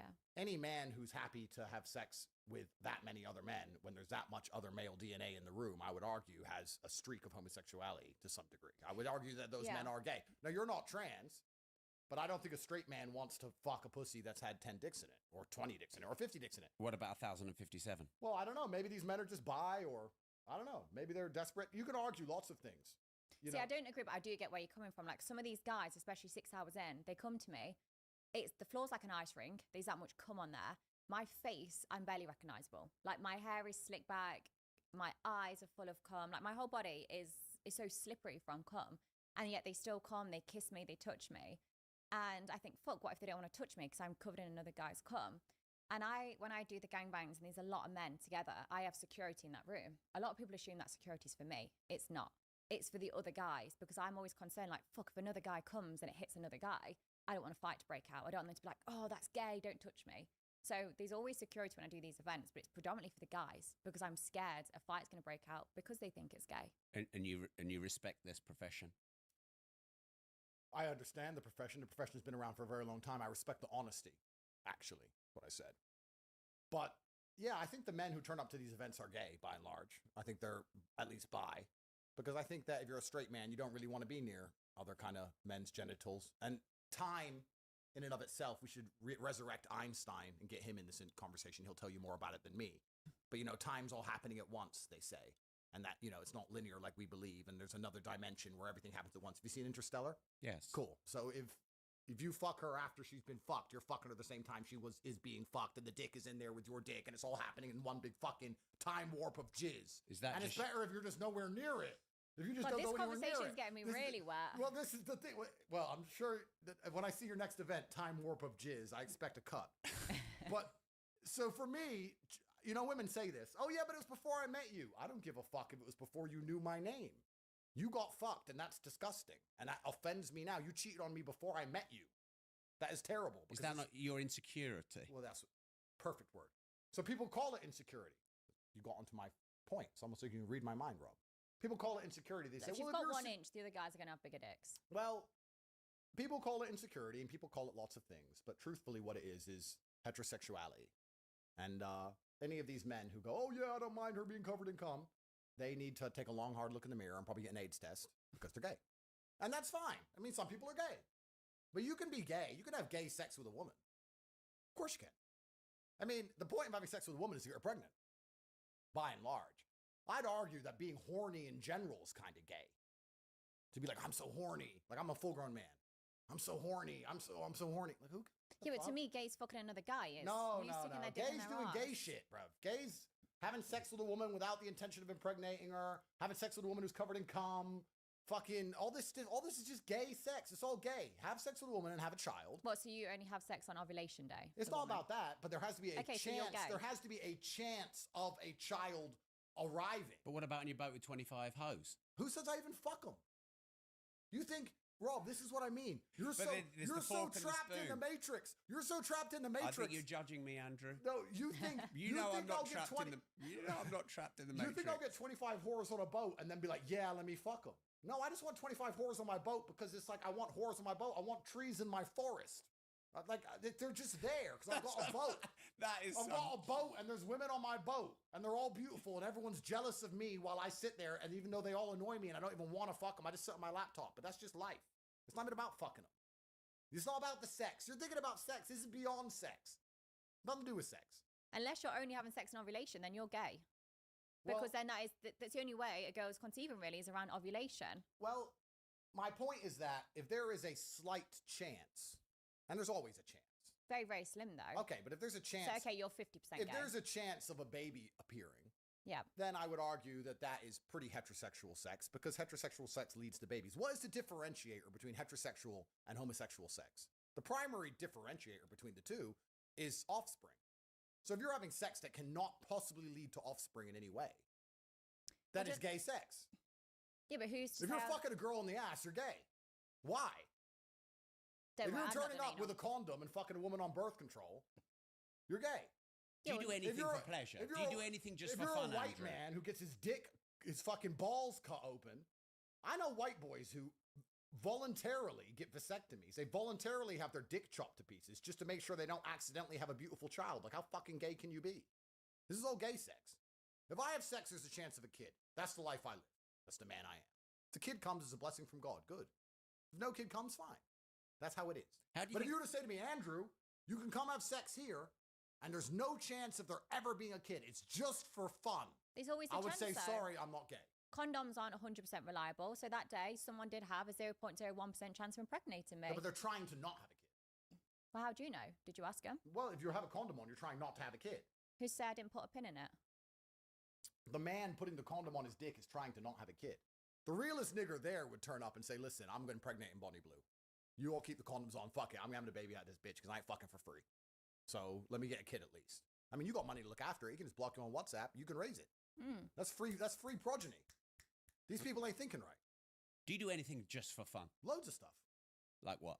But I don't think running around. I mean, maybe when I was younger, but I'm an old man now. I'm old. I'm 38. I really have no interest in fucking dead puss. You know when girls sit and say, I'm on birth control. Disgusting. Vile. There's nothing more disgusting than a bitch on birth control. Yeah, but I think it's dead disgusting pussy. if women get pregnant and they can't afford to look after that kid, or they end up in a council house on benefits and that kid has a shit life. No, this is good. Bonnie, Well, this that's is good. good. No, let me explain. We're going to run out of beans. No, let me explain. This is a great thing. Feminism's led us here, and we voted to let in all these migrants, and all these migrants turn up and rape the state. Look, I've got hundreds of millions of dollars. Yeah. If I got a woman pregnant and she annoyed me, I'd say, yeah, call the council. Fuck you. Let's just rape the state like everyone else does. I'm brown enough. I'm black enough. I can do it. Put her in Marsh Farm, Luton, where I'm from. Be fine. You wouldn't do that. Who gives a fuck? You wouldn't do that. Who Yeah, but that's your cares? kid. She better text me respectfully. She can be rich. If she texts me beef, I'll be like, call the council, get a council house, whatever. Let's have kids. Let's just all live off the government. This is feminism. Because you don't live off the government if you have a husband. They don't want husbands. And they don't want husbands. Women want to get married, but they don't want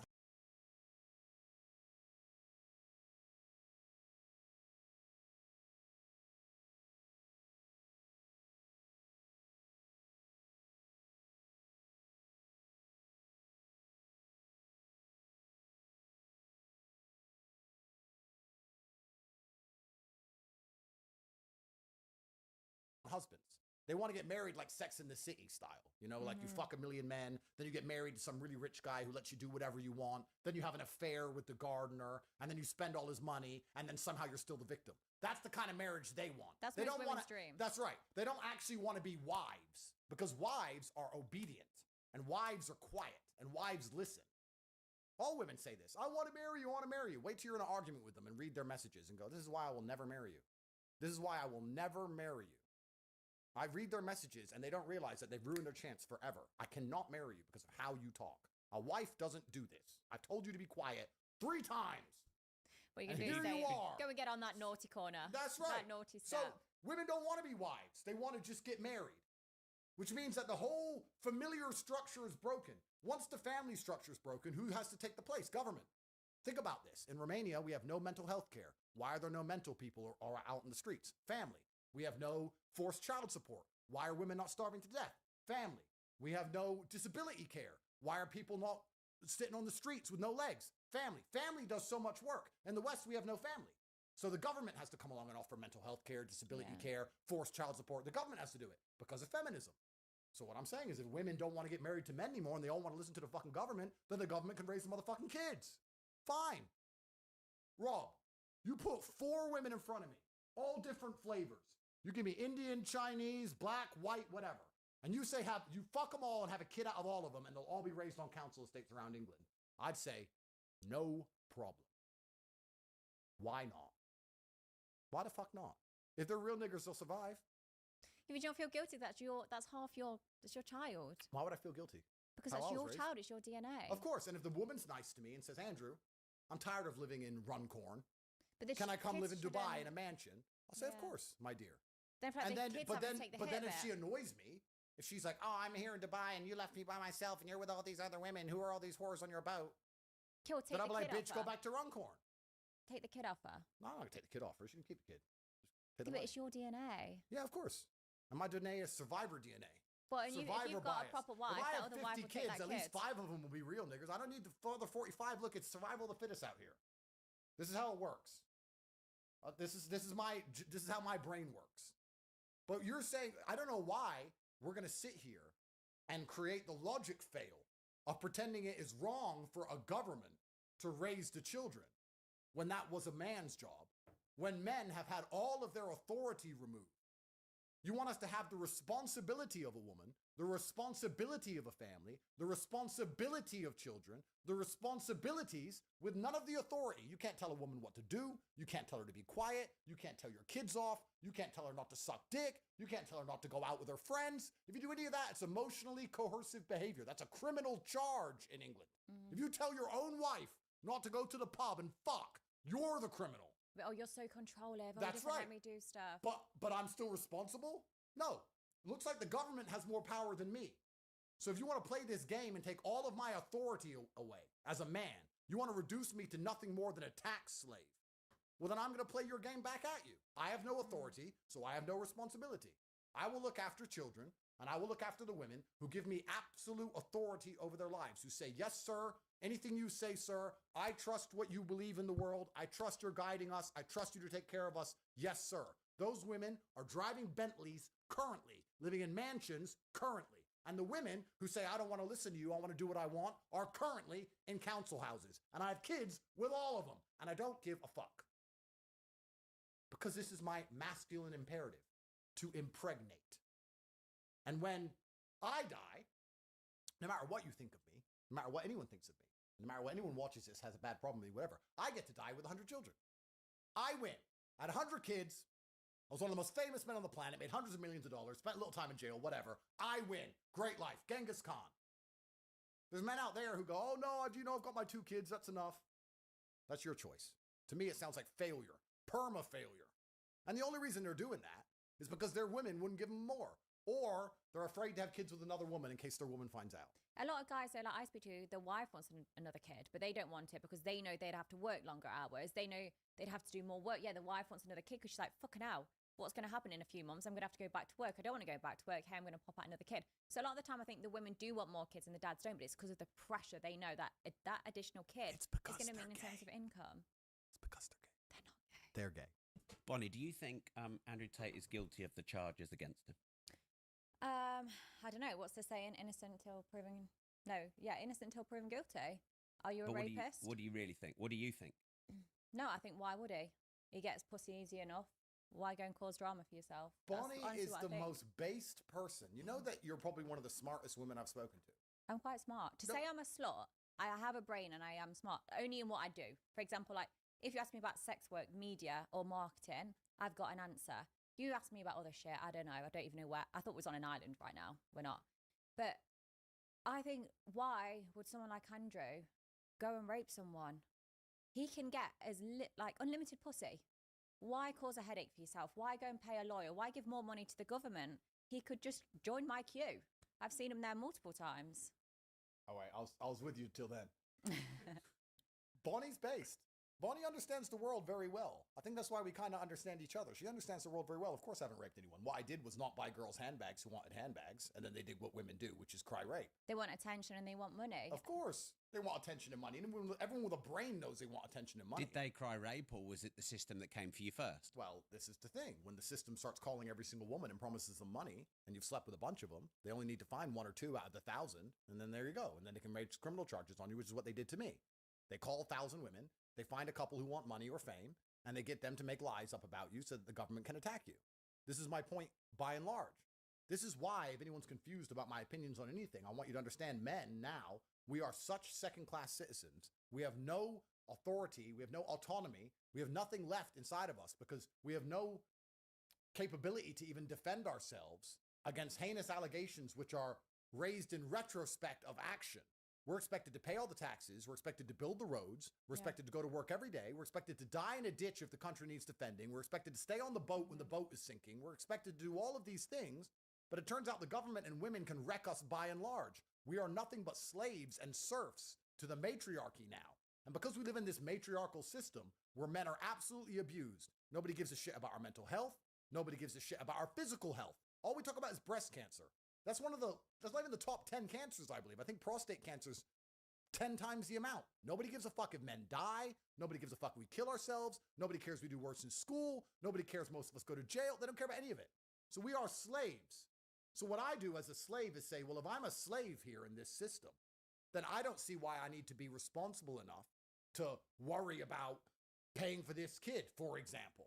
If you're going to treat me like a fucking bitch and the government's going to come along like Big Daddy, is going to poison my woman's mind so she doesn't listen to me, is going to rape me in a divorce court, is going to throw me in jail based on false allegations, then how about you pay for the fucking children? Fuck you. That's my view. What do you think about that? Do you think like men are the lowest in society now? I think men, if they speak out, they literally don't have a word against women nowadays. Especially with rape, there is a lot of men that get away with it, and that's terrible. But there's a lot of girls that just haven't got the right way, and the next day they cry rape. And I'm not saying that's all women. Rape does happen. It happens regardless. But like blaming Andrew for that, it's just girls that want attention. Those girls come forward like, oh my God, I'm the girl that Andrew Tate raped. Instagram will shoot through the roof. They'll get paid. They'll probably get some sort of clothing brand deal because it's, oh my God, it's women empowerment. Look, you spoke out against someone that's, so hated. They'll be credited even though their stories are fake. They're the ones that will get praised. 100%. Bonnie is but smart. you blame feminism on it. Well, I blame a society in which women have been told that they can do and have anything they want all of the time. And we live in this unrealistic subsect of events. The world we now live in is completely unrealistic on basically every level. That's how Bonnie is living, isn't it? Well, no, I think Bonnie is actually taking... I'm not crying rape. I'm not She's saying, not crying rape. People are taking advantage of me. I'm there saying, look, I'm a slut, I'm a whore, my holes are open. Come do it. But then when women say I'm taking them back, I'll give you the stats that I'm actually reducing rape rates. Rob, this is important because Bonnie is the only person who is honest. Saying I'm a whore, fuck me, and I'll make money from it is far more honest than saying, oh, I love you so much, I'll be your girlfriend. Oh, can you buy me this handbag? Oh, you won't buy me the handbag, rape. Or I love you so much, let's get married. Oh, I'm unhappy in this marriage, give me half your stuff. She's the most honest woman of all. This is exactly what men should be hoping for, to meet a woman this honest. Because most women... I'm not going to hide my past. I'm not going to say, you know what, I'm really innocent. I'll say, you know what, I fucked 1,057 men. Yes, I want to get to a body goal of 10,000. But I am honest. I'm not hiding it. My phone hasn't got a password. Like, I am just so open and transparent. You want to get to a body count of 10,000 men? Yeah. Would you rather meet Bonnie, who tells you all of this, or a woman who goes, oh, really? No, I haven't really done much, when she's done everything and she's been a total fucking whore and she's lying to you. And then you marry her believing she's a good girl. And then she takes you to the divorce court and completely wrecks you. You know what? Men say, oh, my woman's not a gold digger. Go to divorce court. Don't talk about gold diggers. Go to divorce court and you will soon learn that every single female on the planet wants your money. All. I've never seen anybody go to divorce court and say, she's not after my money, funnily enough. She just wants to get a divorce. No, every single time they want women every take fucking, the house. they want to take everything. They're all gold diggers. So it's actually very interesting. I respect Bonnie because you know exactly what you're getting. If you show me a scorpion and I know you're a scorpion, fine. Don't put a scorpion in a fucking bunny suit. You understand? With me, you get good technique and money. You get it's honest. I respect the honesty of it. And people are going to sit here, and there are people who do it. They're going to sit here and go, well, Bonnie Blue does is disgusting. Ain't that right, babe?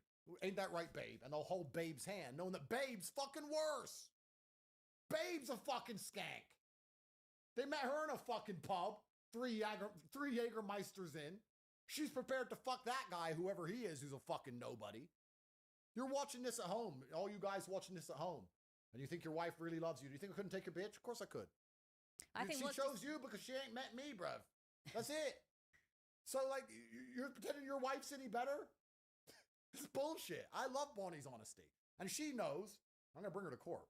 You're my lawyer. I'm adding you to the legal team. This bitch is lying. She wanted money. That's it. So as a man now, you talk about the different forks and spoons and stuff. Let's talk about this. If I have a woman who I take care of and she's wifey and whatever, she's wifey in a certain scenario, that's fine. But if I'm going to put 25 girls on a boat, don't I want girls who are honest, who are open, who know why they're there? They're there because I'm rich, and I have them there because they're hot, and we all know why everyone's there. I'm less likely to get trouble with those kind of women than the women who go, oh, I'm so innocent, I'm so sweet. But Andrew took advantage of me. Andrew took me on a boat, and this, and this happened. Whereas, like, you take me on a boat, guaranteed no, your lawyers aren't getting involved. I'll say, if anything, I put it on you. That's more realistic. What advice would you give to Bonnie now she's starting to get cancelled like you've been?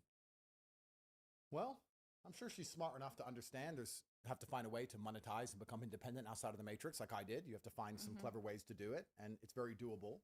I think Bonnie's going to continue to get paid using what she knows how to do to become financially successful, which is a fantastic thing to do. Why not? No point doing it for free. I think Bonnie's smart enough to work it all out. And I don't think she gives a shit what they say negative about her, because there's no such thing as bad press. I mean, I'm probably the most negatively spoke about guy on the planet. Does that bother you? I don't give a fuck. And I just really, my only thing for Bonnie, and I'm actually going to ask you a question. I really hope, Bonnie, that you stay true to the end. I hope you're real G about this. I don't want you to start busting out a cross and talking about God in about 5 years from now. I mean, I might insert it inside of me, but there's no way you're going to see me at church unless it's for a gang. No, I don't want any of that I'm reformed bullshit. No. I don't want any of that crap and saying my past doesn't matter because I've been born again. Please don't do that. I want you until the end in the old people's home. I want, petting zoo, 85-year-old petting zoo. I want you to do it to the end. And stay real about your choices. 100%. All right. Well, then she's a real G. Then she made her decision. Live by the sword, die by the sword. Live by the code. Street life. It is what it is. Like me, I could have fucking pussied out by now when they put me in jail. I could have started saying, yeah, women should vote. No, they shouldn't. So fuck you. Put me in jail. That I stick to what I mean. She's going to stick to what she means and what she says and what she wants to do. She's not going to start busting out and trying to use religion as a shield. Because that's what most of these OnlyFans girls do. Yeah. And there's always some white boy, especially white boys. They've got no motivation in life. They don't know what to do. They're like, okay, what can I do now? Oh, okay, my OF's dropping or my Fansly account's dropping. I know, let's just say I found God. They've got no motivation or drive in life. They have to be given a purpose. You have to be given a reason to live. It's either, have a couple Well, they don't of want to kids. take responsibility for what they did. Yeah. What they want to do is they want to erase their past. So they want to get, these OnlyFans girls, they say, oh, I'm traditional now and God, and they wave a cross around, and then some little white boy who goes to church all the time, who's never had pussy in his life, is like, she's reformed. Bro. Pathetic. But the women get away with it, so as long as they get away with it, you can't blame the thief for stealing. You got to blame the guy who didn't lock his gold up, truthfully. If these women get away with this scam, and men want to fall for it, then it's up to them. So what Bonnie's doing is a scam, is it? No, I just don't want Bonnie to ever, change up the game. Stick to what you know. One rule for one and one rule for another, and that's what's annoying. No, but I find this interesting because most people are too fucking stupid to understand these false dichotomies we live under. And let's take Diddy, for example, right? I'm not defending Diddy. Yeah. What he did was probably wrong. I don't know. I haven't followed the case. I don't know the ins and outs. I don't know what the fuck Diddy did. The guy, he was anti-Trump. He hated me. Me and Diddy don't even like each other. The only time we interacted on Twitter was beef. So I'm not defending the guy. What I'm saying is that black culture in America, the music, the culture, all it is sexualizing women and whores, getting as much money as possible, being a gangster, waving guns around, fucking loads of women. That's the culture. That sounds like you. Careful. So if that's the culture that the black society is going to promote, if that's what the music is going to push, if that's what's seen as the end goal of success in the black community, becoming a rapper, becoming famous, having a bunch of whores, fucking a bunch of whores, being feared, having guns, being a gangster, being a criminal, if all of this is what they're pushing and they're saying this is the end goal of success, and then someone gets there and does it, and then we say, he was threatening women and he was waving a gun around and he was fucking loads of women. So what I'm saying is, it's very hypocritical, this society we live in now, where we push people in a certain direction, and then as soon as they end up exactly where they're headed, we have a go at them for it and pretend they shouldn't be there. It is absolutely false to declare that women are not being sexualized. Women are told to be promiscuous now. Women are told to be sexual now. Yeah. So when a woman ends up promiscuous and sexually liberated, who are we to sit and say, I can't believe this has happened? It's completely asinine. It's a double standard. It's a false dichotomy. And it's amazing to me that we live in this world. If you're going to have black rap music push people to be in big mansions with a bunch of whores fucking them, taking drugs and waving guns around, don't be surprised when black people do it. And don't be surprised when women end up as whores and we're telling women to be whores. If you want women to do something else, then tell them to do something else. I don't know why we're surprised by it. The thing that's unsettling in all of this is still the role of the average man, who's expected to get far less in terms of loyalty and quality and standard from a woman than he's ever had, and pay a far higher price. Our grandfathers got a woman, he didn't have to be rich. He didn't have to even be famous. He didn't have to be successful. He just had to be a man and do the most basic things. And she loved him and he loved her and they had a happy relationship. Our grandfathers got a woman for fuck all. Now, to get a woman who cares about you, you need to be one of the most famous, rich, well-known, drive a Lambo, this, X, Y, Z. The average man's fucking wrecked. Yeah. And the role of men in all of this is completely forgotten because nobody gives a shit about men. We're hypersexualizing women, and let's be honest. Bonnie is smart enough to monetize her own content. But most women who are promiscuous are not smart enough to monetize. But isn't Bonnie part of the problem then? Bonnie is a symptom of society.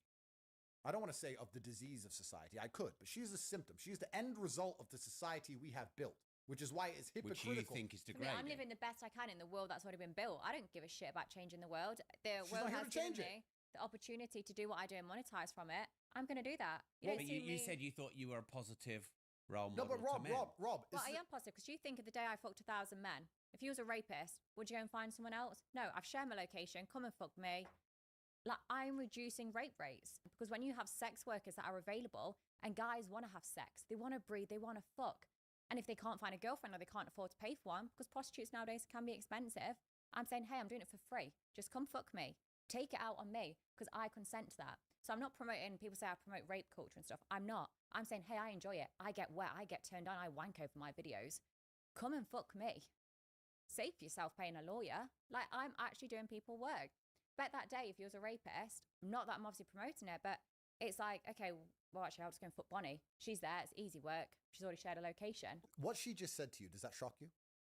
None of this shocks me. No, but do you find it, would you disagree with it? What she's doing? Would you, when you hear what she's talking about, do you sit and think you shouldn't be doing that? Because I'm trying to lead you down a trap here. Of course you are. You always fucking do. No, right. Okay. Well, no, let me answer then. Sure. I'm quite neutral on it. Okay. Because I think that I imagine for some men it is useful. Yeah. The service you provide. I imagine other men get probably a bit fucked up by it, and it. Do you believe Bonnie has the right to make the choices she's making? I believe you do. She does. I do. We all do. As long as it's legal. Then it's impossible to have any kind of problem with it, surely. I think you can have an opinion on it. You just tried to cul-de-sac me there, didn't you, Andrew? No, the point I'm making is the same people who are going to sit and say what Bonnie's doing is wrong and she shouldn't be allowed to do it are also the same people who say women should be allowed to vote. It's one or the other. Either women do not have the ability to make their own decisions, or they do. See, if I cared enough about what was going off, or think I could change it by voting, but you can't. The world is fucked. So yeah, I don't bother. I don't bother looking in the news or anything like that. Of course. And also, why but you're should I look at the confusing me news? because you say you don't give a fuck about anything on the world and it's just about you, but then you're trying to promote that you're a great role model for men. I care about mental health, and I care about draining their balls and having fun and having orgasms. The only time I talk about the rape rates is when women are crying, saying I'm increasing it. So if you want to start crying and making TikToks and making false allegations, I'll slap you in the face with the facts. The facts are 32% is decreased because of sex workers. Women can't change the world, Rob. Let's look at this. Let's take this away from Bonnie for a second. But haven't you said that feminism's just taken over? Feminism was given to women by men. Men are the only ones who can project force, Rob. Feminism is a male movement. You think if women march around in the street outside, anybody gives a fuck? The only reason they get away with it is because men stand around them with guns. Men enforce feminism. Men project force. If women really wanted to fight the patriarchy, and they don't, trust me, the reason they say they want to fight the patriarchy is because the patriarchy doesn't fight back. If it became a real fight, patriarchy versus women, it would last 10 seconds. Yeah. And when the riot horses start storming in with the batons, women would very quickly get back in the kitchen.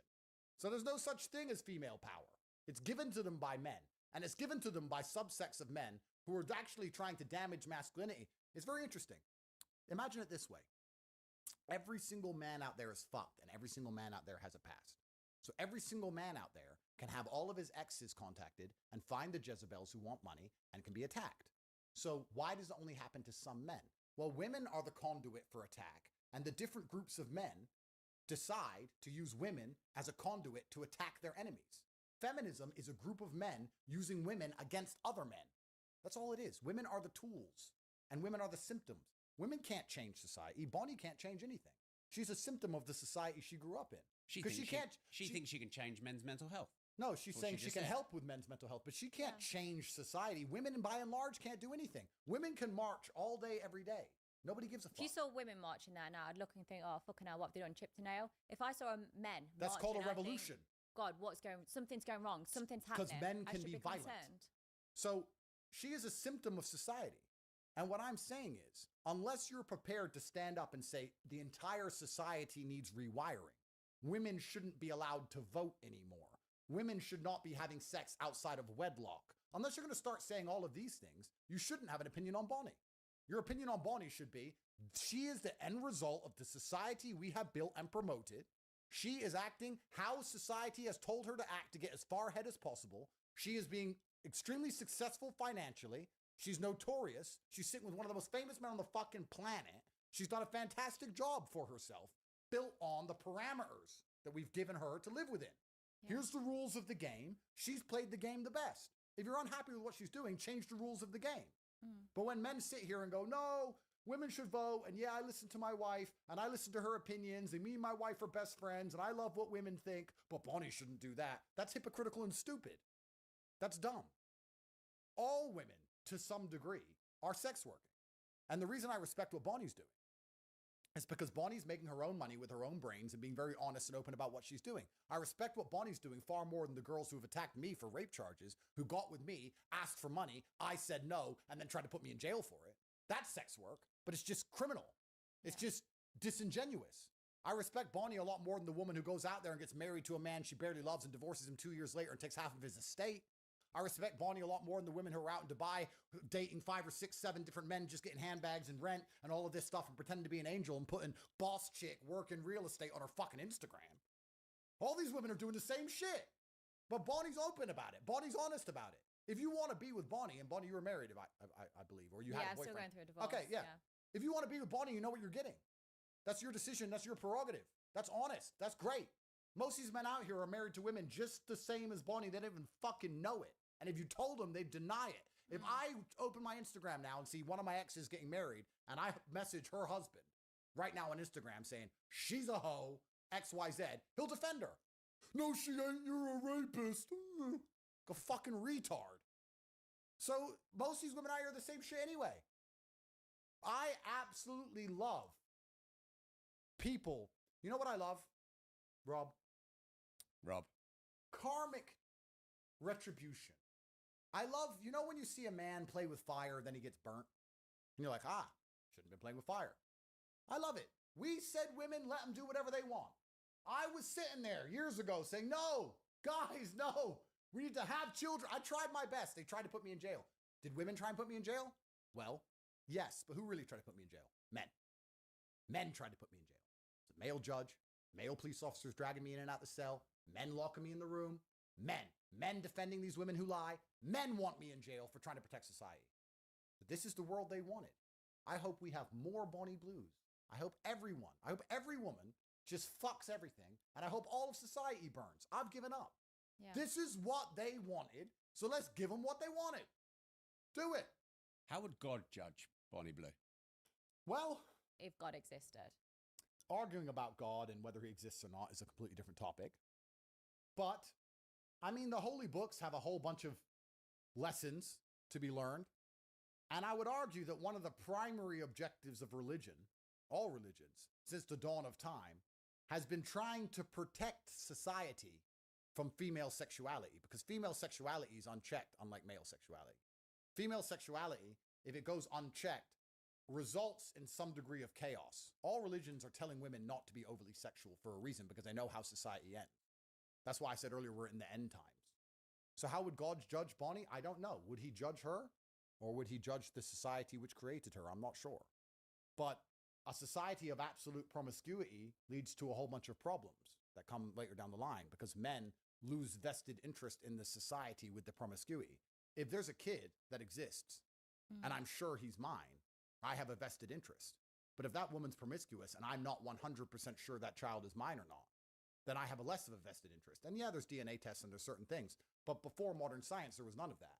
The only thing that gave me a vested interest in the child or the woman was the fact that my paternity was secured and it was guaranteed. And it was guaranteed through sexual exclusivity, which is why we've tried very hard to counter promiscuity for so long. Because men lose all interest in family, by extension, all interest in society, when we do not have guaranteed paternity. But once again, who am I to tell society how to be? Because every single time I do, men try and put me in jail. You know, the enemy of the world are not women or whores or the good girls or the bad girls, anything.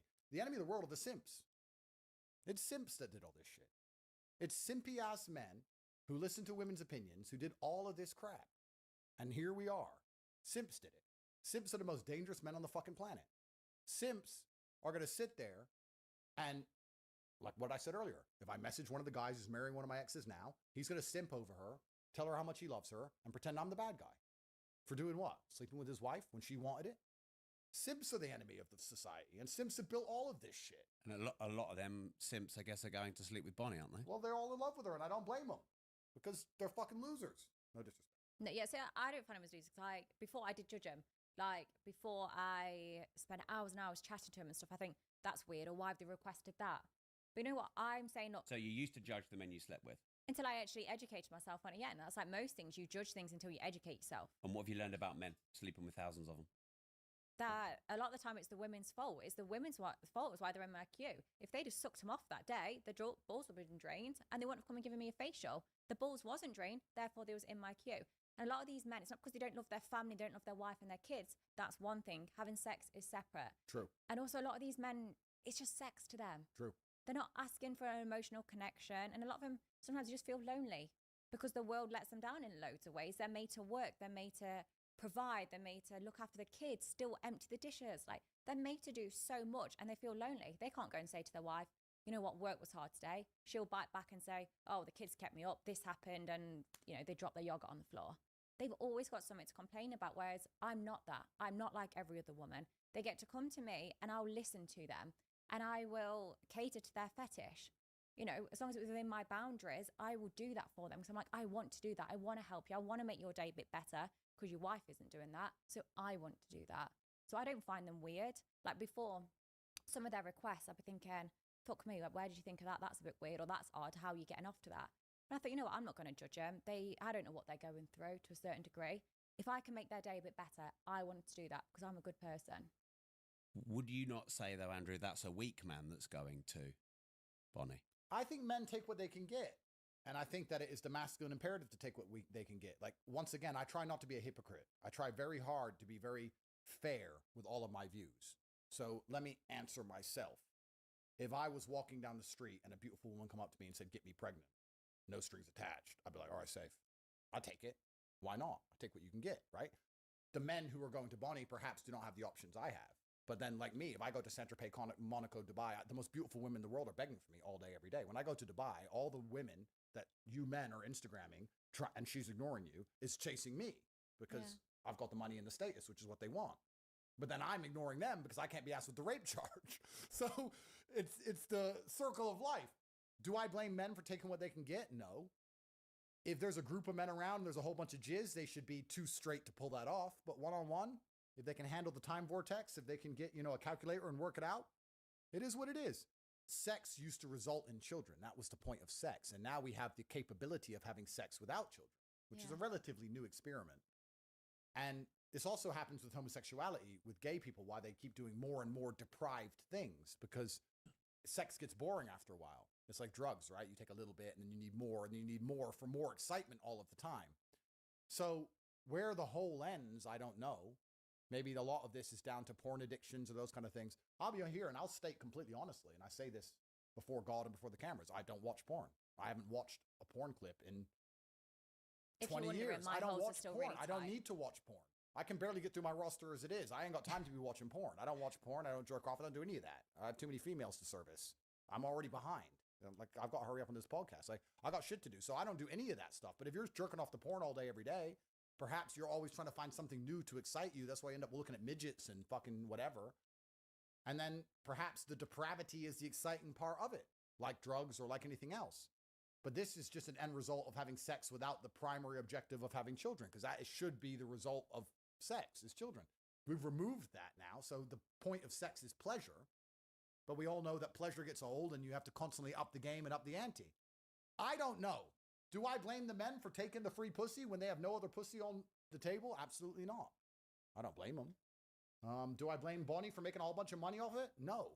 If I was unhappy with that exchange, would my problem be with Bonnie or the men? No. My problem would be with society as a whole. If I believed that was wrong, perhaps I would have been online years ago trying to stop society heading down this direction. But if a whole bunch of men fought against me, turned up and raided my house with guns and waved MP5s in my face, saying that I'm a bad person for trying to protect society and saying what I believe society should function as, then I'd understand that men want this. So who am I to say otherwise? This is what men and women want. I'm just a fucking guy. I'm just a dude. This is the Western world we've built. We've built a Western world where men are just tax slaves and women are the most important things on the planet who can do whatever they fucking want, and they're always permanent victims / always permanently right, and they're girl bosses and we're dumbasses and we just have to build the roads and build the buildings and die in ditches, and this is all a woman's world and it's a matriarchy. So if that's the world we live in, let women do whatever the fuck they want. Cool. And the government can raise the kids. And this is the new society we've built, the new utopia. Fantastic. Do you think Andrew's a good role model? It depends which way you're looking at it. But yeah, everything he says. Well, how would you look at it? Well, yeah, I guess. I think he is. I've heard clips before where you spoke about rape, and I think, God, I couldn't disagree more. But it's because I've looked at it out of context. Then when I've actually listened to the podcast and it's put in context, I'm like, he is completely right. So there's not many things, apart from him saying people are gay, I disagree with. Like, I'm like, okay, yeah, that is true. It's factual. A lot of the time, we're not talking opinions. We're talking facts. Near enough everything we've spoken about today, when you talk about the past, the future, how it is, it's factual. You look on the news, everything we're saying is true. We're not here just saying, oh my God, I think this is vile. We're saying it's vile. Here's the stats. Here's the statistics to it. So you can disagree with it. We're not saying everything we agree with, but we're giving you the facts. You can't cry about that. Right. How do you think people are going to take you being on this show with Bonnie Blue? I don't know. I don't really know. It's actually nice not being the most hated person in the room for a change. Well, I'm sure, yeah. And I think I'd be uncomfortable and unfamiliar with not being the most hated person in the room. But I don't really give a fuck how people take it, to be honest. I think people will understand that, it's entertaining. I think that this conversation's been very interesting. I don't know if people expected me to have a go at Bonnie or try and tell her what she's doing is wrong. I've been called the female version of Andrew Tate for a long time now. And I think just because I say women are lazy, they are poorly educated, they're not servicing their guy. And if you're not servicing your guy, he's going to go and cheat. And everyone's like, you basically sound like Andrew Tate. But it's like, I'm talking from experience. They're talking from fuck all experience. And I'm saying, hey, these are the facts. I've slept with over 1,000 people, and this is my experience. But you know, if you want a really intellectual conversation, if you want to really actually analyze society by and large, this false bullshit of male sexual exclusivity is actually creating most of the problems in the world today. When we say to women that a man should be loyal to only her, that's what's creating all of the divorces, all of the breakups, all of the women who run from man to man to man to man trying to find a loyal one. None of them are ever loyal, so then they end up just chasing the bag and chasing money and end up being sex workers, which is fine. But all of this comes from this bullshit idea that men have ever been sexually exclusive. Men have never been sexually exclusive. Women were to guarantee paternity. Men, since the dawn of time, every king, every sultan have had harems, they have had concubines. Every single man who could, did.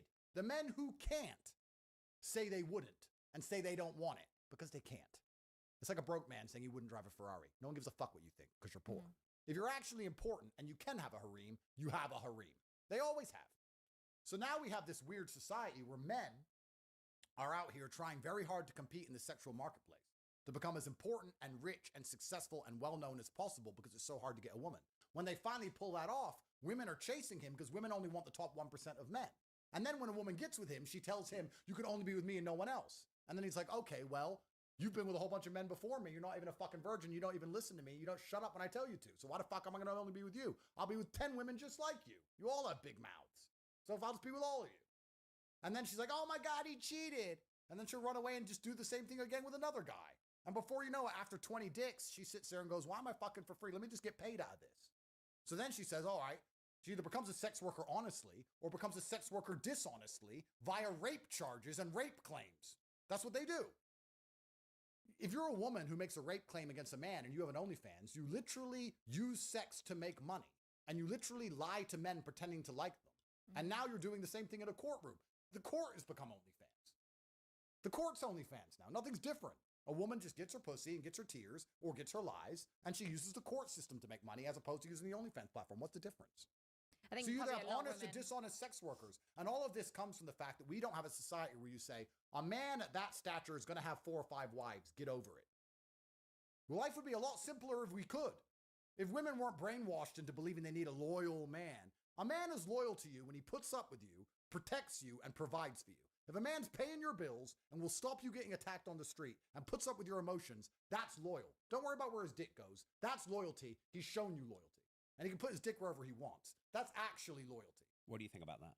See, I'm very different though, because I'm the one that does the income. They probably won't be working it, but the other way around, because women also want things to be different. So, like, I'm not saying I agree with that. Like, I think if I was with a guy, they probably wouldn't work. I'd be the one to be in control, and I'd be the one fucking loads of other guys, and they'd be loyal to me. Things are different. Yeah, she'd be bossing it because she has the money. She's doing the protection and provision because she's got the cash. But what I'm saying is, the happiest women, let's look, and this is cultural. Like, if you go to Russia and you meet a billionaire, you think he has one wife. I mean, he has his wife, of course, and he has his fucking girlfriend. And his wife just keeps her eyes closed and doesn't care, and he gets to enjoy his girlfriends, and his wife gets to drive a G-Wagon, and everyone's happy. It's only in the West where she'll be like, I can't believe he wants to talk to another girl. It's stupid. And then women end up leaving men they love because he cheated, and then getting cheated on by a man they don't love. It's dumb. And it's just over and over and over again until they end up as sluts or old and used to the point where they can't get the quality of man they want. Then they're sitting around 36. I can't find a man who's, I don't like this guy, I don't like this guy. Because the guys you like are with 22-year-olds, my dear. And you had a guy who loved you and you fucked it up because you cried over him cheating like an idiot. Women, find a man you love, let him cheat, just tell him to only come home to you and only love you. Let him do what he has to do, don't stress him too much, have some fucking kids, drive a Bentley. That fixes society. But of course, if I say that, I'm a misogynist. I'm the worst man in the world. I deserve to go to jail. If you said to that girl, go and work, go and earn your own money, go and do this, they don't want to do that either. So you've got to pick and choose. Like, when you tell women to go earn their own money, one way or another, it ends up being sex work. You tell me you don't see these female fucking estate agents, whatever, in their little girl suit and their makeup and all pretty. Have you ever seen like one of these successful girl boss estate agents who's obese? I'm asking. I haven't seen an obese female estate agent, no. Have you seen obese women achieve anything financially? Or are there, because if you say no, then you're saying that women are judged on how they look, so all version of female work is sex work. That's the question. Can women do anything without being judged on the one thing they have, which is their sexuality? I think you could be an obese comedian and make money. Women yeah, but then you'd be making jokes about the fact you're fat. Yeah, that's and women why are I find you funny. Let's be honest, women aren't funny. Aren't funny, did you say? Of course not. I think I've made you smile a few times. Yeah, you've made me smile because I've been impressed by your intuition. I've been impressed by how correctly you see society. But I think by and large, female comedians aren't really funny because humor is a masculine mating tactic. We have to make women laugh for them to like us, whereas women don't have to make us laugh. They have to be hot.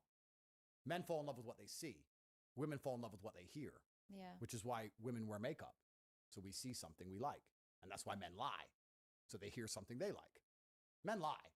Every man on a date is a gangster and he's rich.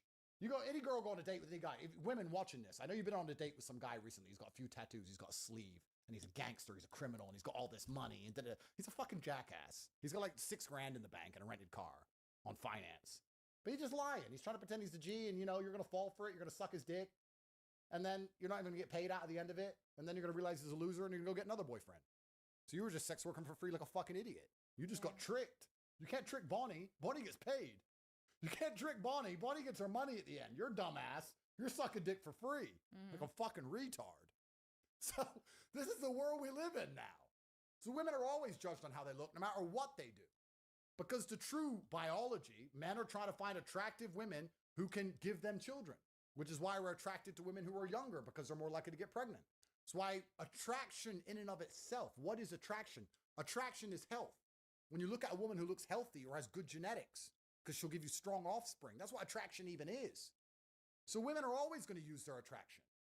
Once a woman's obese and ugly, then she starts walking down the street screaming about fucking a bunch of garbage because she knows she can't compete in the true market of sexual dynamics, which is men have power and women have attraction. That's how it works. So I just think it's completely hypocritical for us as a Western society. I think it's absolutely insane to have any kind of opinions on sex work or Bonnie or anything else when women are using their sex nonstop all the time. How is having an Instagram page and being an influencer and doing TikTok dances with massive silicone tits and doing this, then fucking getting millions of views and unlimited money for fucking dancing around with a shit dance? It's not even good. Not sex work. How is that not sex work? How is Instagram not sex work? You're uploading your best photos. You want people to find you attractive. You're using filtering. your Instagram is a dating app. Women shouldn't be. If you're onto Instagram, you're looking for male attention. You're uploading your best pictures with filters. You got your fucking tits out in every photo. You're shaking your ass in every photo. All these fucking Instagram reels, all of TikTok, all of this shit. Look at any of the famous women. How is all of it not sex work? You're advertising sex or you're making people want to fuck you for attention or money. It's all sex work. So we as a society say, yeah, an 18-year-old girl can get massive silicones and dance around on TikTok and get millions and millions of viewers, but she's an influencer. No, she is a sex object. Yeah. That's all she is. They're the ones that walk down the street. That's what pisses me off. They walk down the street and then they cry that a guy's wolf whistled them. They crying that a guy's looked at their tits, that your tits are hanging out. I actually don't wear revealing clothing as such. I stay covered up. I don't feel like the need to show my tits. People can just see it, you know, in person for free when I want to get naked. But I don't walk around looking like a slut like most of these other people do. Yeah, I am a slut. But they walk around crying about the fact people call them sluts. And it's like, look at you. Same in the gym. Look in the mirror. Same in the gym. They wear those tight gym clothes and complain that people are looking at them. They're videoing themselves bending over going, oh my God, look at that guy. So it's anti-sex work. So they do sex work and then complain they're being seen as sexual objects. Yeah. You understand what I'm saying, Rob? You know what I'm saying is true. I understand you don't want to go to jail, so you have to be careful how you reply. I understand, sir. I'm just doing my job here. You're just a commentator. Andrew, if you go to jail, I'll identify as a guy, so we can go in together. All right, thank you. Top and tail. I mean, you can be in me if you want. I just thought, we'll keep that bit of secret. You know, Bonnie, we're friends. You're my only female friend. Friends with benefits. No benefits. You know, I've never had a female friend in my life.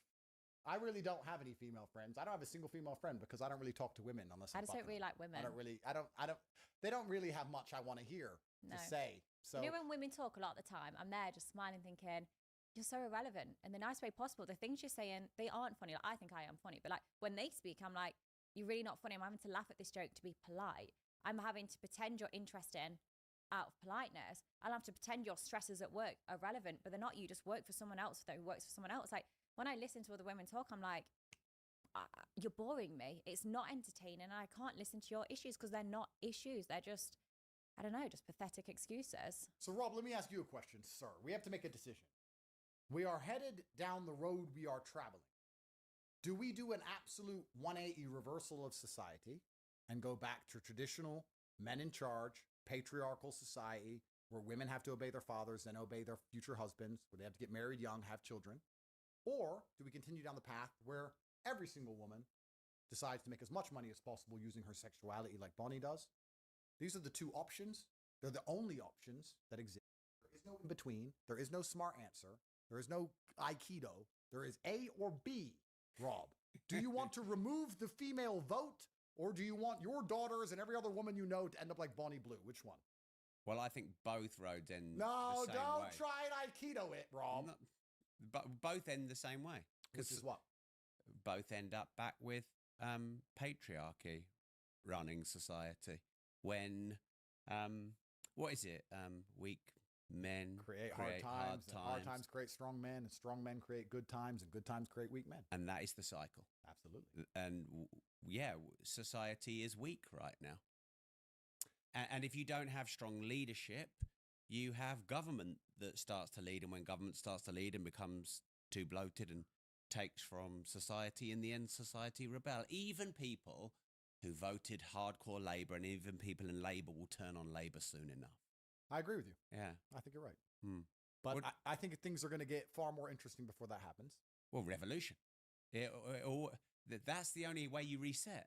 Silver has crashed. It's back to its price in 1974, and I'm going to buy more. And if you'd like to learn how to invest and build multiple streams of recurring income, I recommend you join Money.School. Money.School is my global financial education platform to help as many people on this planet get better financial knowledge. For less than 4 Starbucks coffees a month, there are hundreds of hours of courses, resources, and masterclasses going back a decade to teach how to make, manage, and multiply money and gain financial freedom. So join thousands of other money and freedom seekers on the link Money.School and start today your journey to financial freedom and more money. But revolution requires warriors, and that's why men and masculinity is under such constant attack. That's why they're trying to get rid of me. That's why they don't like what I say, because when you have men who are prepared to stand up for something, we're seen as a threat to the system. That's why masculinity in and of itself is attacked, because they don't want men who stick up for themselves, because if you stick up for yourself, you stick up for society, which is why they use feminism and they weaponize it to destroy the masculine instinct. Because if women have more power than men, and if you can't even have a family, and you can't even tell your own wife what to do, why are you going to try and have any vested interest in society? If you have a house and you're the king of that household, and your woman obeys you and your children obey you and you're the king of the house, you're not going to give up that street or that town or that city or that country easily, because that's your house, that's your kingdom. If you're going home and your woman doesn't listen to you and she doesn't suck your dick and you're paying all these taxes and your kids ignore you and they just watch YouTube and you're not the man of anything, why are you going to stand up and rebel on the street? You don't give a shit. You've lost all vested interest in protection. Your protective instinct has been neutered. You're a eunuch. That is why feminism is used. This is the point I'm making about certain groups of men using women as a conduit to destroy other groups of men. Women are not the gun. Women are the bullet. Men still hold the guns. Feminism is a bullet that a man has shot. This is what most people don't understand about all of these ideals.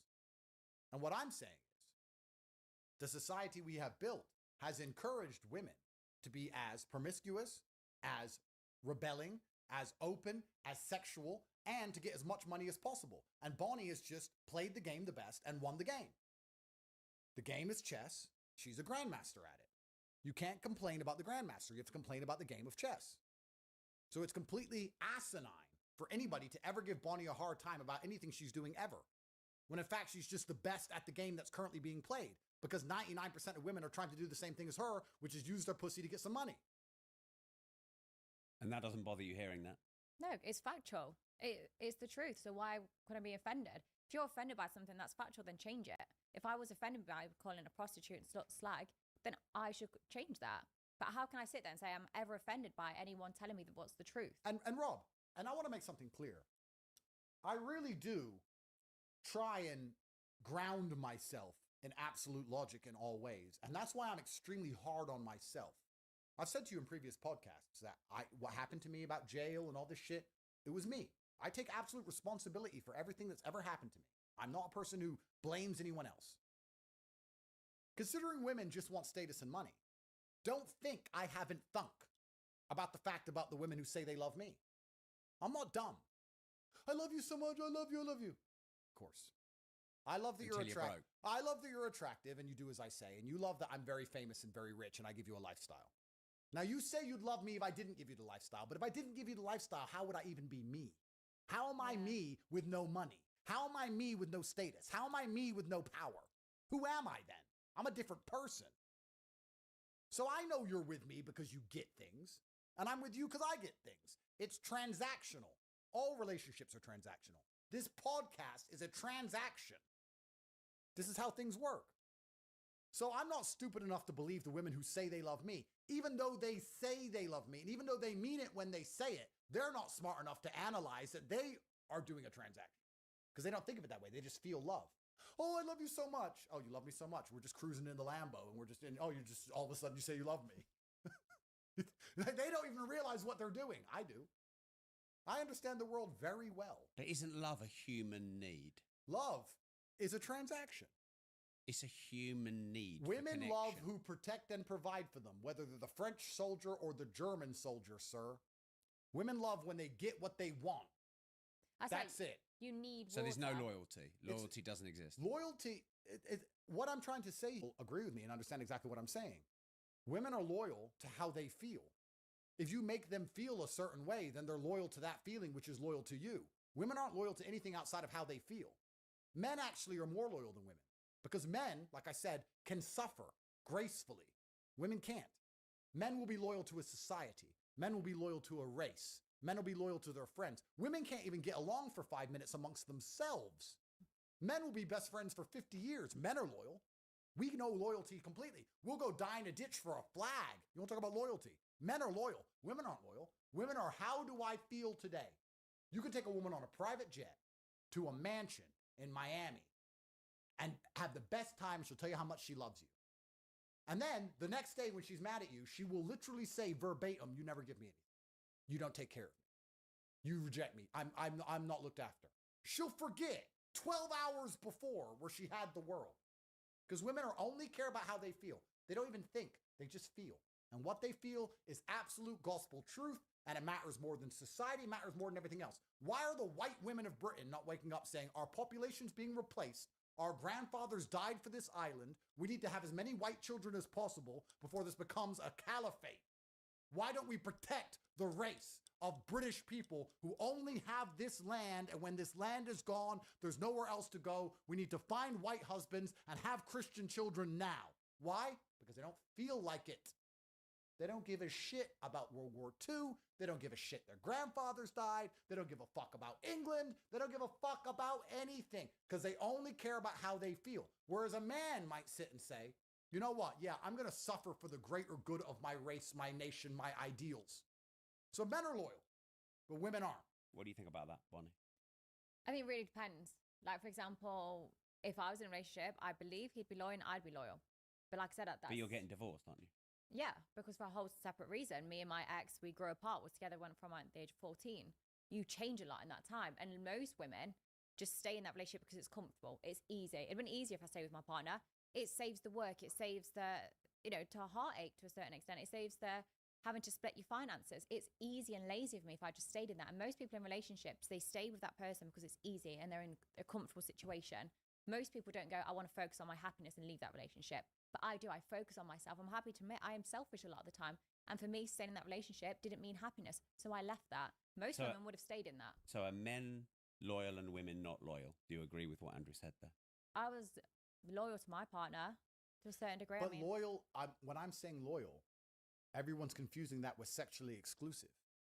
See, I'm loyal to my women, but I'm not sexually exclusive to my women. Yeah. And a weak man will confuse the two and go, no, loyalty is sexual exclusivity because he's a little bitch. That's nothing to do with loyalty. I think it depends on your agreement and communication with that person. Some people have swingers. Some people have open relationships. So that, yes, they're having sex with the people, but that's when their agreement. Everything's down to communication. And women aren't open to communicating a lot of the time. All right, Rob, so which woman do you have more respect for? A woman Here we go, A or B. Yeah. Because that's how the No, the but world life works. is A and B's. Life is actually A and B's. Andrew, no, I'm asking you. I'll play the game. Okay, Let's perfect. go. A woman like Bonnie who's very honest and very open, and uses her promiscuity to financially gain, or a woman who pretends she loves a man for money who she doesn't really love and intends on divorce raping. Because there's 1,000 times more of them than there are Bonnie Blues. And those are the actual problem. A woman who will falsely accuse a man of rape or falsely accuse a man of hitting her in a divorce court to try and get as much money as possible off a man she barely even loved in the first place and she was only with him for money. Or a woman like Bonnie who's honest. Who do you respect more?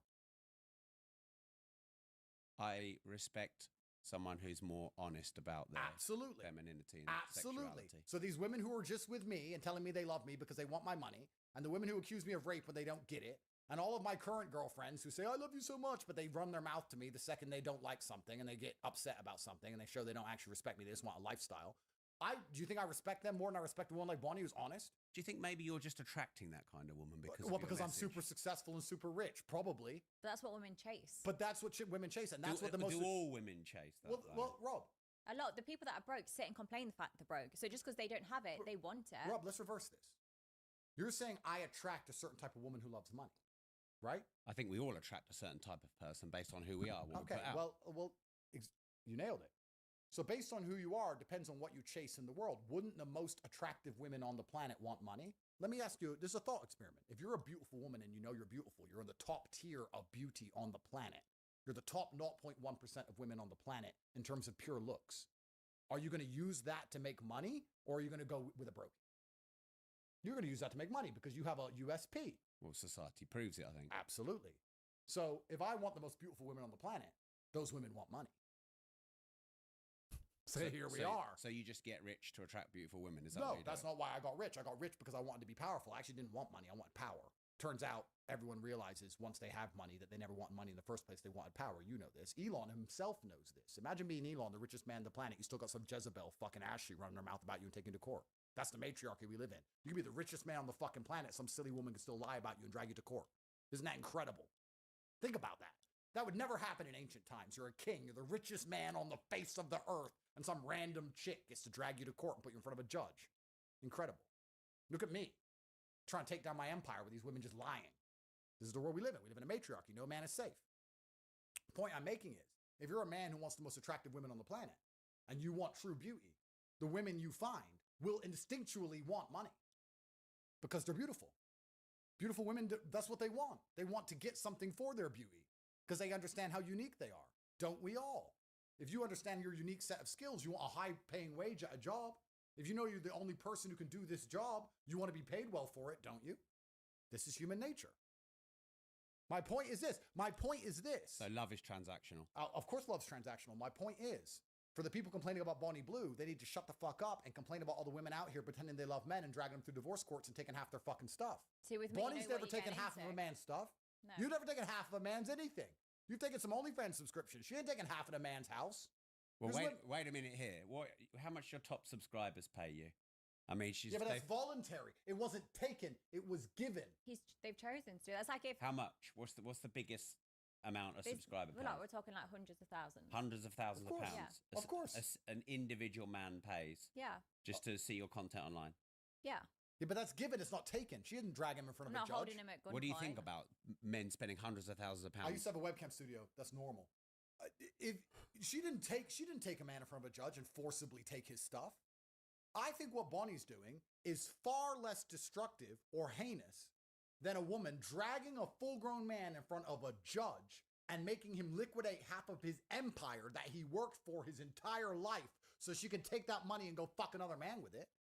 I think every single divorce currently going through the courts today is more heinous and more aggravating than anything Bonnie's done. Well, if someone got with me, I'd be like, Andrew, I've got tight holes, good blowjob skills, and I'm not going to cry rape the next day. How could you be tight with that?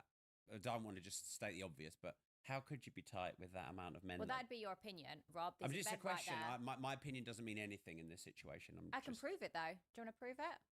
We'll see who's tighter, your wife or me. Next question, huh? Andrew, what's your biggest failure or regret? I don't operate from a realm of failure. I don't think I've really failed it very much. I think I've done pretty good in this simulation considering the primary objectives of life. Would you not class though going to prison? I don't failed? consider that a failure, no. But isn't success a series of small failures or big failures in order to be successful? Yeah, but I mean, what's the primary objectives of the masculine world? The primary objectives are to have an empire, which you can't say I don't have financially and socially. Was a cultural force. To have progeny, which I have. To be strong and to be well-known and renowned, which I have.